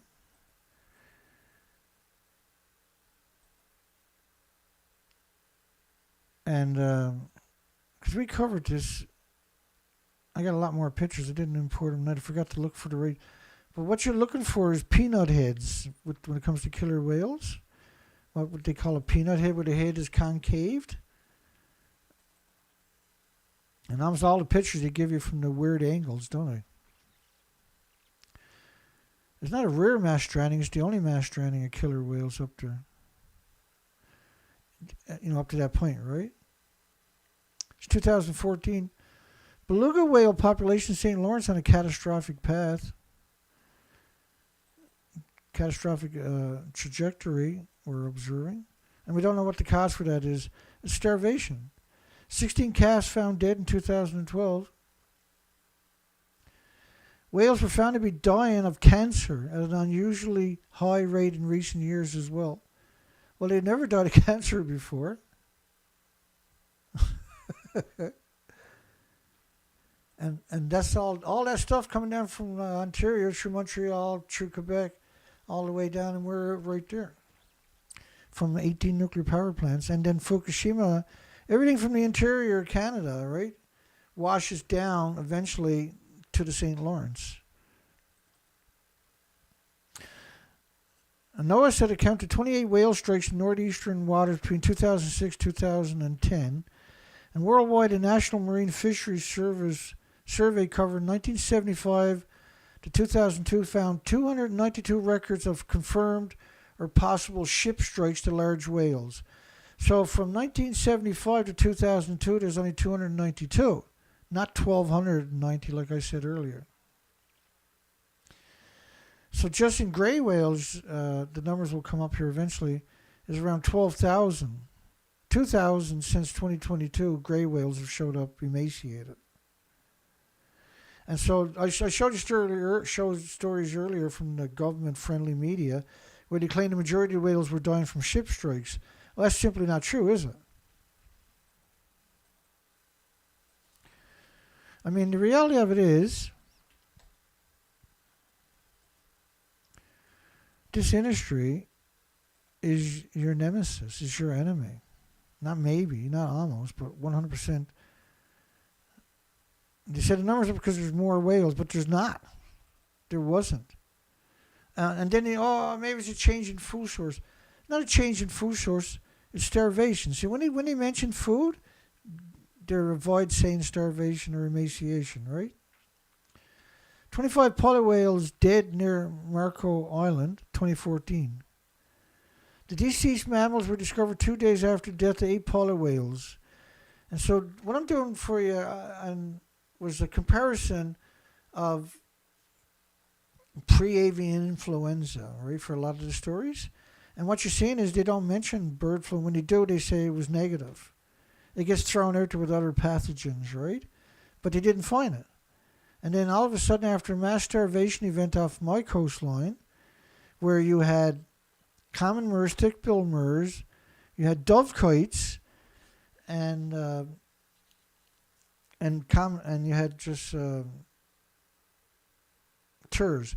And so that was 2022. So you had around 1 million of them died along the coastline. And they're not supposed to be here. They were supposed to be heading for the Arctic. They should never showed up in the coastline. They were showing up in rivers and estuaries and streams. And that was a starvation event, and we covered it when it happened. And that's still up on my website at Nuclear for Dummies, Dana Durnford on YouTube. And so the dovekites were microscopic eaters, the same as the West Coast where you had the Cassini auklets were microscopic, and the common murres were eating, 6, 7, 8, 9-inch fish, right? Well, that was the same thing with the murres down here, the common murres, the thick-billed murres. And then the dovekites were the same as the Cassini auklets. And we also have the biggest colony here on the entire planet of storm petrels. There's 3.3 million breeding pairs, 6.6 million storm petrels that nest of what's known as Baccaloo Island. Now, in 2019, 2020, 2021, 2022, I was out there. And because they're nocturnal, you have to get out there 2 or 3 o'clock in the morning, right? And catch them coming and going, because they only fly at nighttime. And I couldn't find them. We couldn't find any. Now, when you got 6.6 million birds, you expect to find a few carcasses on the shoreline too, right? And they're gone. They didn't show up. And the 46 million migratory birds last year, when we were out doing the research, we didn't find any of them. And the cliffs, which supported 1 million generations of breeding colonies, millions of generations of breeding colonies, and for that whole time, those cliffs were stained all year long with their excrement, right? Their white acidic excrement. But the last couple of years when I was out there, we weren't finding anything on the cliffs themselves, because that's how you normally would identify it, right? The colonies. And so the only colonies we found was the kittiwakes, which are like little seagulls, the black-legged kittiwakes, and then the seagulls, and then cormorants. Now, cormorants don't belong here. They're completely foreign to this coastline. They've never been here before. And in millions of years, we've never recorded any fossils or any carcasses of them. And they stand out, right? But they are divers. And they were the black-legged kittiwakes and the seagulls. Their colonies failed. They had a 4 to 10% on the high end survival rate of the fledglings. So that's not enough to replenish the population, because none of them were feeding in the ocean. The babies are, when they're ready to fly, they're feeding in a McDonald's parking lot. They're on the bonnet of your car harassing you for French fries. Instead of going low tide and feeding, there's nothing there for them, see? It's terrifying. And most of the people can't friggin' wrap their friggin' minds around They think, there never was anything in the tidal zones. There never was any starfish staying. There never was any algae. Never was any sea urchins. Never was any mussels. Never was any little crabs. Never was any... Like, shut up. And then, like, the people I talk to in the community, I gave up asking people in the community because they give you the generic garbage that they read or seen on the Weather Channel or TV, right? And it'll just frustrate the living shit out of you. Polar whales died on Lover's Key on Monday and Tuesday showed all the animals had empty stomachs. Let me go back to that one. So the polar whales, this is 2014, and this we talk about this a lot. So when you go back to 2013, 14, 2015, and even 2016, when you had the mass stranding of polar whales, it wasn't one got sick and they all followed each other ashore. It was one got sick, they all ended up, the polar whales had nothing in their stomachs. Their stomachs were empty. And so after 2016, I think it was, they stopped reporting, and we talked about it in 2016 when it was happening, how when I was doing die-off videos like this, we were commenting like, this was really strange. We're seeing all the dead polar whales, but now they're not saying what their health is like. They're not showing pictures of their heads so you can see if they have the peanut head. They're showing like belly shots. You're not getting like you can't get the dimensions. And since 2017, that has been the consensus.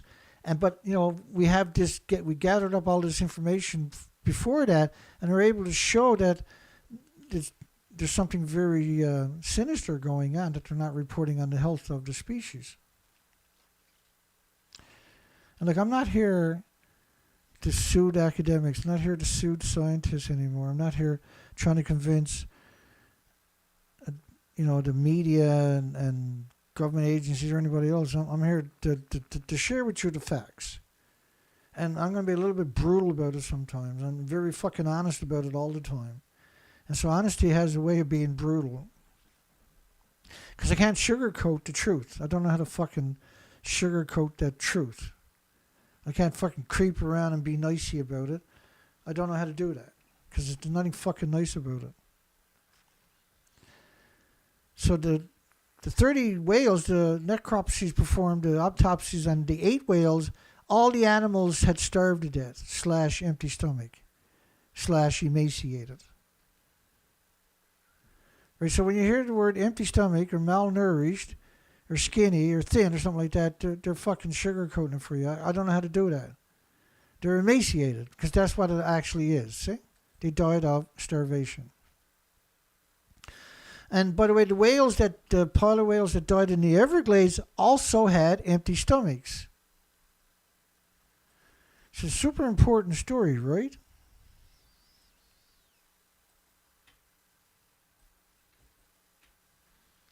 It's such an important story because it shows you what was really going on before they zipped it up. Skin lesions, pneumonia, brain and other infections. Now the lesions are very important because that's emblematic of radioactive poisoning. And the deceased whales discovered Thursday were 16 females and 9 males. Deep, colder water, but 20 miles offshore, form where polar whales are natural habitat. They died because of they beached in the groups pre-2016 was always because of starvation. If there's necropsies done on them, that's what it would show. Oh, and he said once they get too close to shore, they become dehydrated. Like, what are you talking about, moron? Making it difficult to get further back into the sea. Listen, they've been there for millions of years. Like, to even put some connotation like that is outrageous. And put that there for the last paragraph, that's a lowlife, right? So go back to the truth. They had empty stomachs, and the polar whales that died in the Everglades also had empty stomachs. So to put this connotation right there, they were disoriented and dehydrated because what? They came close to the shore. They didn't get out and crawl up on the beach and have a fucking party and a hangover. They're still in the ocean. Close to shore doesn't mean they're not in the ocean anymore. You despicable piece of shit that wrote that. 7 dead sperm whales found dead on the beach in South Australia, 2014. Down on beaches in southern Australia is extremely rare mass stranding. Now it's common. It's everywhere. It happened all over the place. Never happened before pre-Fukushima. Sperm whales showed up in mass strandings. Or any other of the species that I showed you. I showed you a fucking lot. Because once you get a little bit... I'm not cranky. I'm sick of sugarcoating shit. And I don't think this is a subject where I should sugarcoat a fucking thing in it. Found themselves caught in a low tide. It doesn't fucking work that way, you despicable scumbag. And I think every journalist that writes stories like this should serve 10 to 15 to 20 years in jail. Because that's how egregious a law like this actually is. 6 of the whales found on the beach were already dead. And starvation got a habit of doing that, hasn't it? Another theory is that one of the whales moved into shallow water and keen to help the sick whale, the pod followed. Well, it doesn't work that way. Like, there's no precedence for it. These are not theories, these are arseholes. These are scumbags that write shit like that. And sperm whales haven't even been seen there for 25 years, let alone. And then again, right, you got to question that assertion too. They probably weren't seen there at all. Once it starts getting a little upset, it's usually downhill after that. I don't have any patience for these people. Well, they're not even people in my eyes. They're the worst humanities able to feed us. There's only been one live stranding in the country where a harbor porpoise was refloated in February of that year. So the incident is the 13th stranding reported on the shore that year. And the only other live stranding in the country was a harbor porpoise. What year is this? I don't know. These whales are clearly emaciated, by the way. Cat parasite found in western Arctic belugas. If you hate the media, you're normal, okay? That's a good thing. You're a normal person. You're very healthy. That means you're a healthy person if you hate the fucking media. You got good taste. You're a very nice person. If you hate the fucking media, you should be patted on the back. You're actually a very smart person.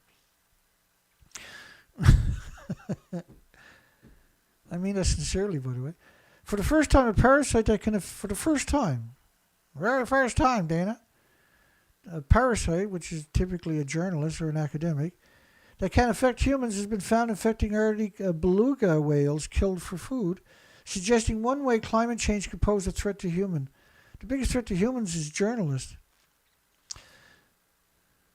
The spread of the parasites, like, do you really believe this is what's happening? Which some believe is related to climate change. You got to throw that out there to be a piece of shit, right? To prove to your boss you're actually a piece of shit, I guess.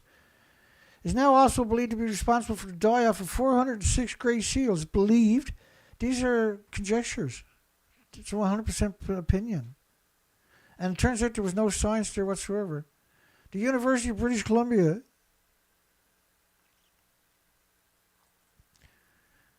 and time of Cape Breton. So why not use a Cape Breton scientist? Why the fuck are you using a scumbag from out there? The breakdown of the ice barrier is also believed to be responsible for the die-off of 406 in 2012. No, that was Fukushima fallout pulse event. When the ice melted, you had this pulse release into the ocean of radionuclides that were gathered up on the ice from fallout, see? This is not very difficult stuff, by the way.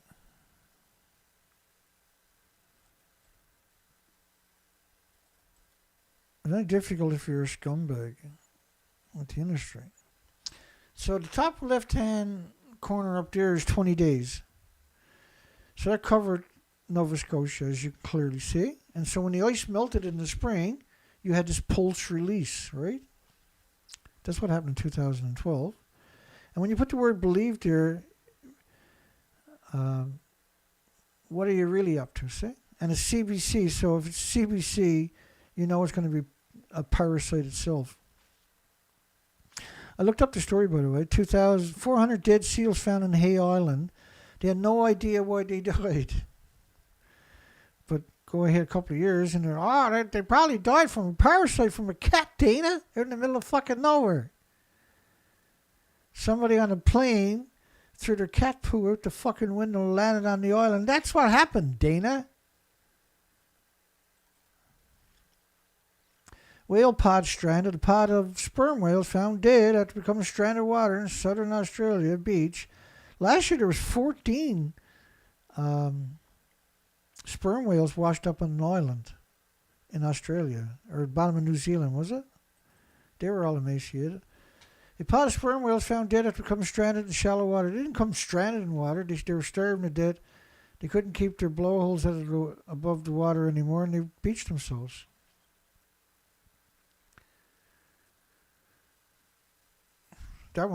That's clearly emaciated. And look at these guys. Holy shit. Like, holy shit. Look at emaciation. That's absurd. That's unbelievable emaciation we're looking at right there. What year was this one? It's 8 years old, but I don't know when I grabbed it. Hopefully I got the date there. I guess I don't. Pregnant killer whale J32 was starving. A killer whale can feed on feeds on around. Let me see if I can find it for you, actually. Because it's really interesting to see how the apex predator. So when it fucking starves to death, and you've seen all kinds of them starving to death. Now, I got a couple of theories, and I'll explain that to you in a second. I got to put in the right search. I can't remember what I was looking for. Oh, yeah.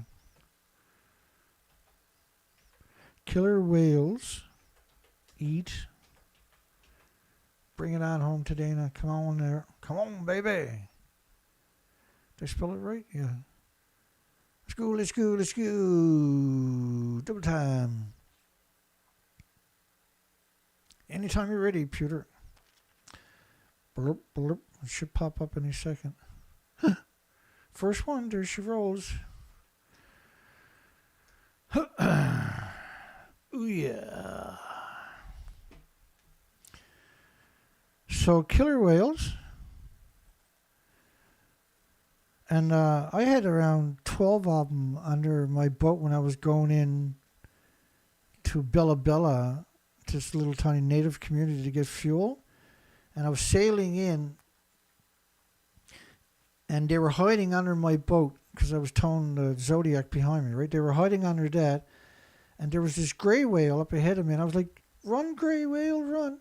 And then all of a sudden, they all sprinted for the gray whale, and it was insane.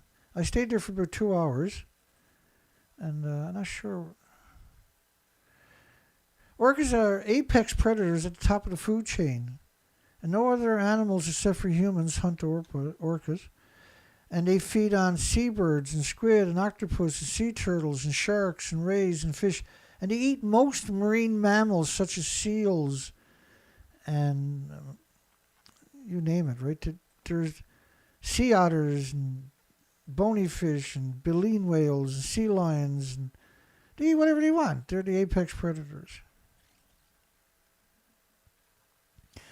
So when you got the apex predators, they shouldn't be starving to death, see? You know, they're the apex predators. So there's two reasons. One is they could be starving to death because Fukushima's killed everything. But another one also you got to put in consideration, and we got the material there to back it up, was they estimated that within 10 years, the killer whales would have about 1,000 becquerels per kilogram of cesium-137. But if it got cesium-137, it's going to be saturated with plutonium, uranium, americium, neptunium, strontium, and the list goes on, right?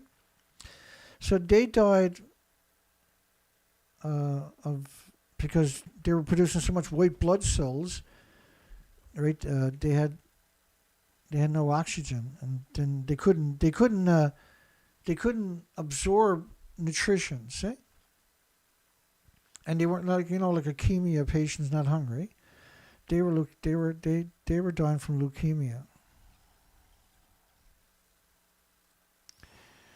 Malnourished is an inappropriate word. What it should be, they were emaciated. Because this is an apex predator, so give it the credit that it deserves. A thin layer of blubber, and they've not been feeding adequately for an extended period of time. Well, they can survive in pretty little, but in order to get down a thin layer of blubber, it means they're done without food for many, many months.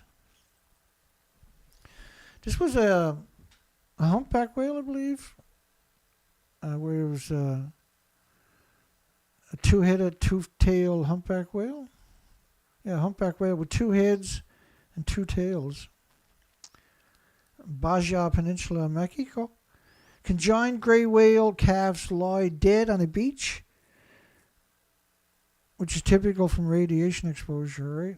Through generations. I've never seen anything like it before. Endangered giant leatherback turtle washed up dead on the same beach as 7 sperm whales.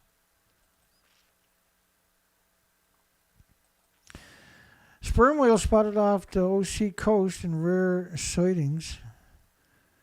Orange County, I think that abbreviation is for. Sperm whale pods with more than 50 whales, which is unbelievable large. They're typically found in the tropical and subtropical waters. A sight never before seen off Orange County. He said, I've been counting whales and been underwater 35 years. I've never seen a large group like this in my lifetime. And sperm whales known to have the largest brain of any creature. They eat a ton of squid every day. And most whales remain in tropical or subtropical waters all year long. When they travel and feed, they stay at the surface and dive down for 20 minutes to half an hour at a time. And they are socializing. They're rolling and sticking their heads out. It's extraordinary. I don't know of any large group we have here socializing like this. I've never seen anything like it. And nobody I know in Southern California has either. This is such important stuff, eh?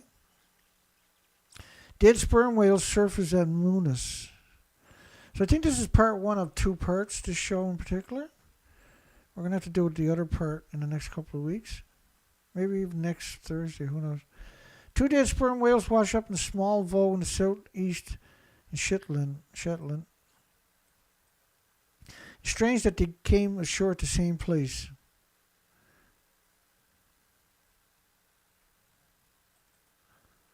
In 2014.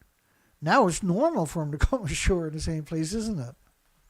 And that's why this show tonight is actually really important, because we're basically, there's no way I'm going to get through everything tonight. I'm going to try though, but mysterious deaths at Gulf of Alaska whale triggers a stepped up investigation. Mysterious deaths, and that's 2015. Now they just don't care anymore. Now classified as an unusual mortality event. Now 30 whales, 11 fin whales, 14 humpbacks, 1 gray whale, and 4 unidentified whales. Another whale death has been reported in waters of British Columbia. Told us 4 humpbacks and 1 sperm whale. Only 1 dead Alaska whale has been sampled, and the test came back negative for domoic acid. Because for the first, 8-9 years, they were trying to blame all the die-offs on domoic acid. And, we're waiting for the test to come back. You never hear from them again. But when you did, I was able to find the majority of them a couple of years later, and then able to bring in the documentation we already gathered up. The last such declaration for Alaska was issued in 2011 when Fukushima happened in response to a mysterious disease that was killing and sickening ice seals. Well, because the ice, the radiation was landing on the ice and bioaccumulating, see? And they were up there, that's where they hang out to. And when I was doing the research expeditions, I think it was 2017, 2018 in particular, we were able to approach the sea lions and the seals on the rocks, and their fur was missing. and they were black, like they were burnt. And you were able to go right up to them and literally touch them if you wanted to. And it freaked me out. Like, I'm taking all these pictures and I'm drifting right up to them, and they're not jumping off the rocks. And several minutes are gone by, and all of a sudden I'm about to hit the rocks. And so I got to step back and put the boat in reverse. And I remember it shook me. And I had went back to the boat and fired up the computer and put the memory card in the computer, and I was zooming in on all of them because it blew me away, and I couldn't go back out anymore that day. And I remember I passed out shortly after. It stressed me out that much because you should never. It's so hard to get a picture of a healthy seal or sea lion. It's very difficult, to get close enough to actually get a picture. And I have some really nice lenses. Which reminds me, I'm going to have to buy an adapter. I'm going to order an adapter. They're so friggin' expensive. Because I got all these micro four third lenses, and these are very high quality lenses. And these are the same lenses that are typically $5,000, $5,500 each, but they have the electrical motor in them, right? It's the same company. It's the same 14 lenses that are in each lens. These are movie quality lenses. And so all the lenses, no matter which lens you use, I got 3 of them, no matter which one you use, will give you the exact same colors. And that's why they're so important. And that's why I need to get, but the motorized adapter for the camera, that's a very high quality camera we got.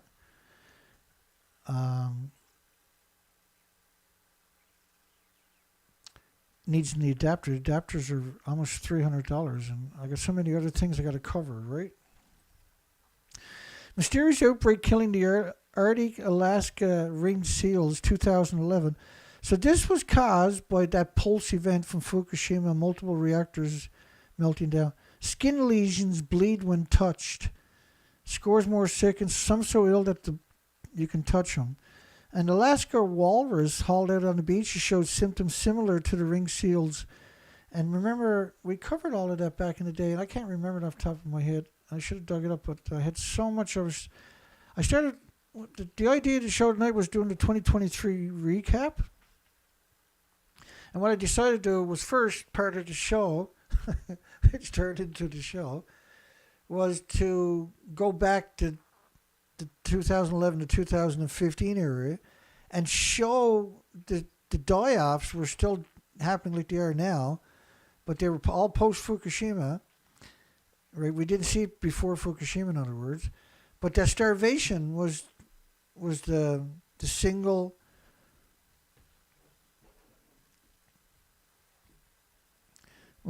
thing that they all, I forget the word for it, the single thing they all have in common. Weakened their immune systems. And reports of nearly 150 other seals with illnesses coming from villages outside of Barrow, as well as Russia and northwestern corners of Canada. Because this was the radioactive fallout plume. Let me see if I can help articulate that for a second. I really like the French's model. That's very honest, and French are typically not very honest. So, like, this was a pulse event, right? And this is 22 days after Fukushima tsunami. And so the plume covers the whole planet. And so wherever there was ice, and we knew this from Chernobyl, right? That the radiation would gather up on top of the ice. And if the ice melts, you would have this plume disposition into the ocean also. And for the ringed seals and seals that live on the ice, this is what you would expect because they're doubly exposed in that environment, right?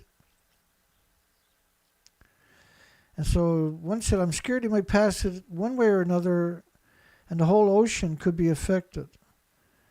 Well, it was. It was called radioactive fallout, right? And it covered the entire planet, not just the ocean.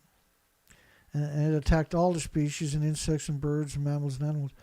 The sickest ones don't move on the beach, and they have blisters or wounds that bleed easily, including around the nose, eyes, especially the rear flippers. And this is emblematic of radiation fallout. they're not deathly skinny, but it's not like they're dying from malnutrition, but they're not in great bodily conditions. No, well, they can't uptake nutrition anymore because they have leukemia because they're producing so many white blood cells. Alaska researchers investigate fin whale deaths. 9 whales appear to die at the same time. Fin whales.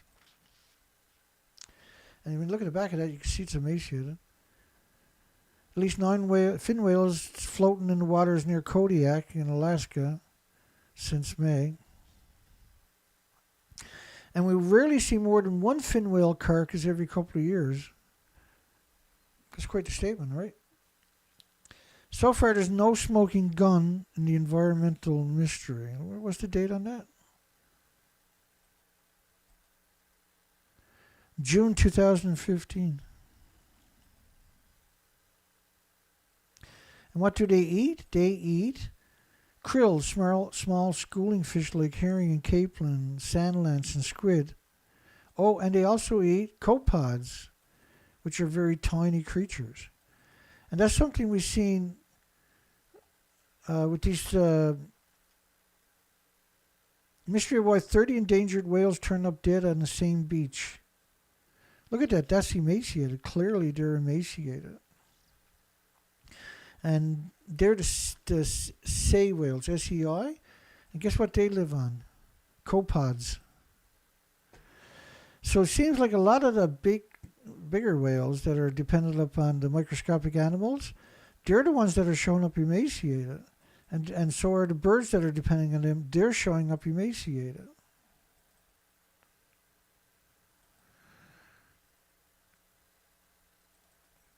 Okay, so the next show I'm going to pick up here. That's the best way to do it. And then I'll link to this story in the description of the next show as the preamble to, right, because now we're at that line now where we're going to go from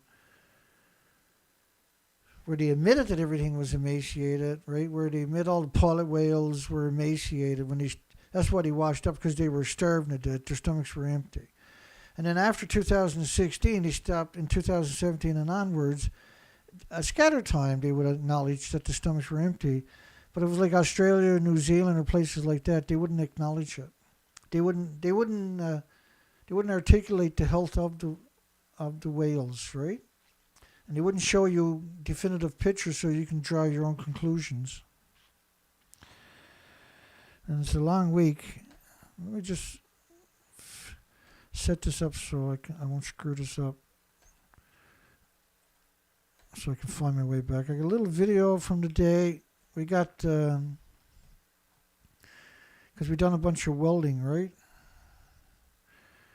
And China, the weather, temperature dropped by 48 degrees almost instantly. And thousands of birds froze into the ponds. Like literally in motion. They froze literally in motion, eh? It dropped 48 degrees almost instantly is what they were saying. And these birds all flash froze. My goodness, eh? So we got the scraper back up and running. We got the new winch on the back of the bike, which is, because if I used a 12,000 pound winch on the back of the bike, it's really cool, but it rips everything apart. That's not, I can't, you know. So now we got a 2,000 pound winch on the back of the bike. And I'll just play this little clip from the day. You can see it's working again. And this thing is fantastic. It's just fantastic. Because I can't do the physical work, right? And I still got to get the work done. And so now I got this back up and running.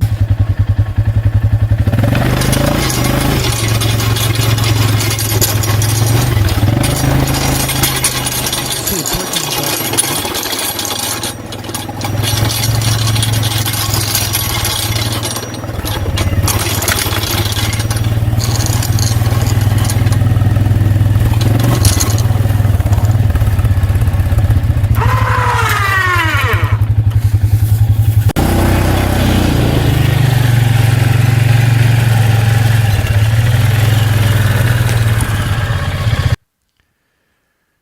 So I didn't want to do a long show tonight because it's hard to comprehend how burnt out I am from having stopped in the last couple of weeks hardly at all. So I'm looking forward to just now. We got a 10 hours of freezing rain tonight, and after the first half an hour, if you went out and put your hand on the side of the house, it's pure ice. And so we got all this snow, and a lot of it now in my driveway, I scraped it right down to the rocks, right? But now I'll get back on it when the temperature's going to warm up for a day or two, and I can get out and tear up the rest of it. But it's a real problem because we got all this deep snow, and I'm not healthy enough to go out there and break it up, right? And so this is a lifesaver for me to go out and do that. That's a lifesaver. That frees me up. But it was a lot of work to get it all back up and running. And so we're going to end the show. We're going to close down the poll.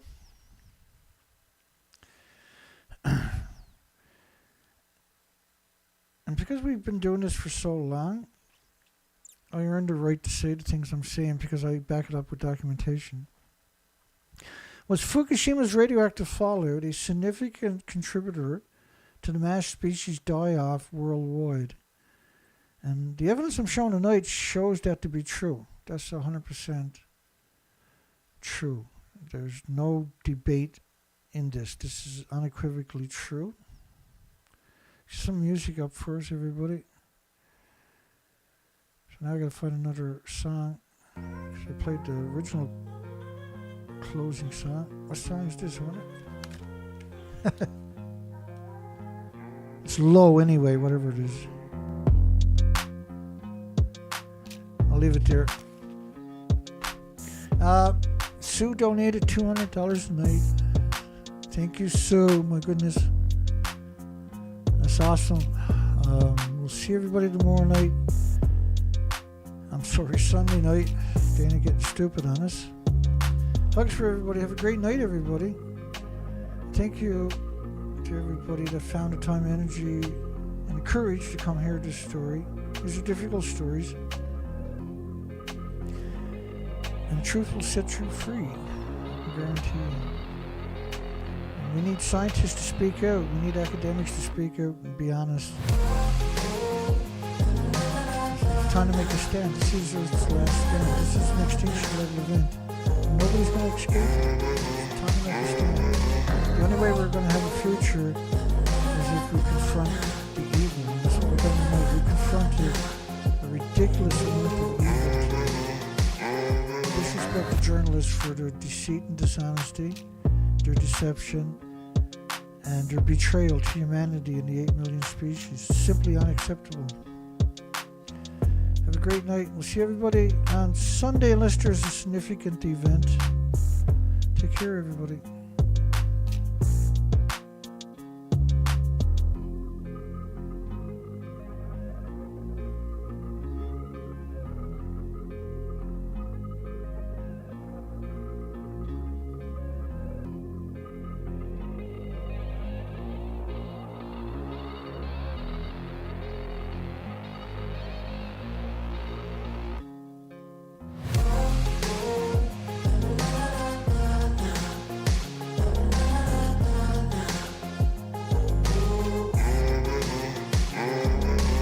Don't forget to give us a thumbs up if you make it this far, folks. Take care.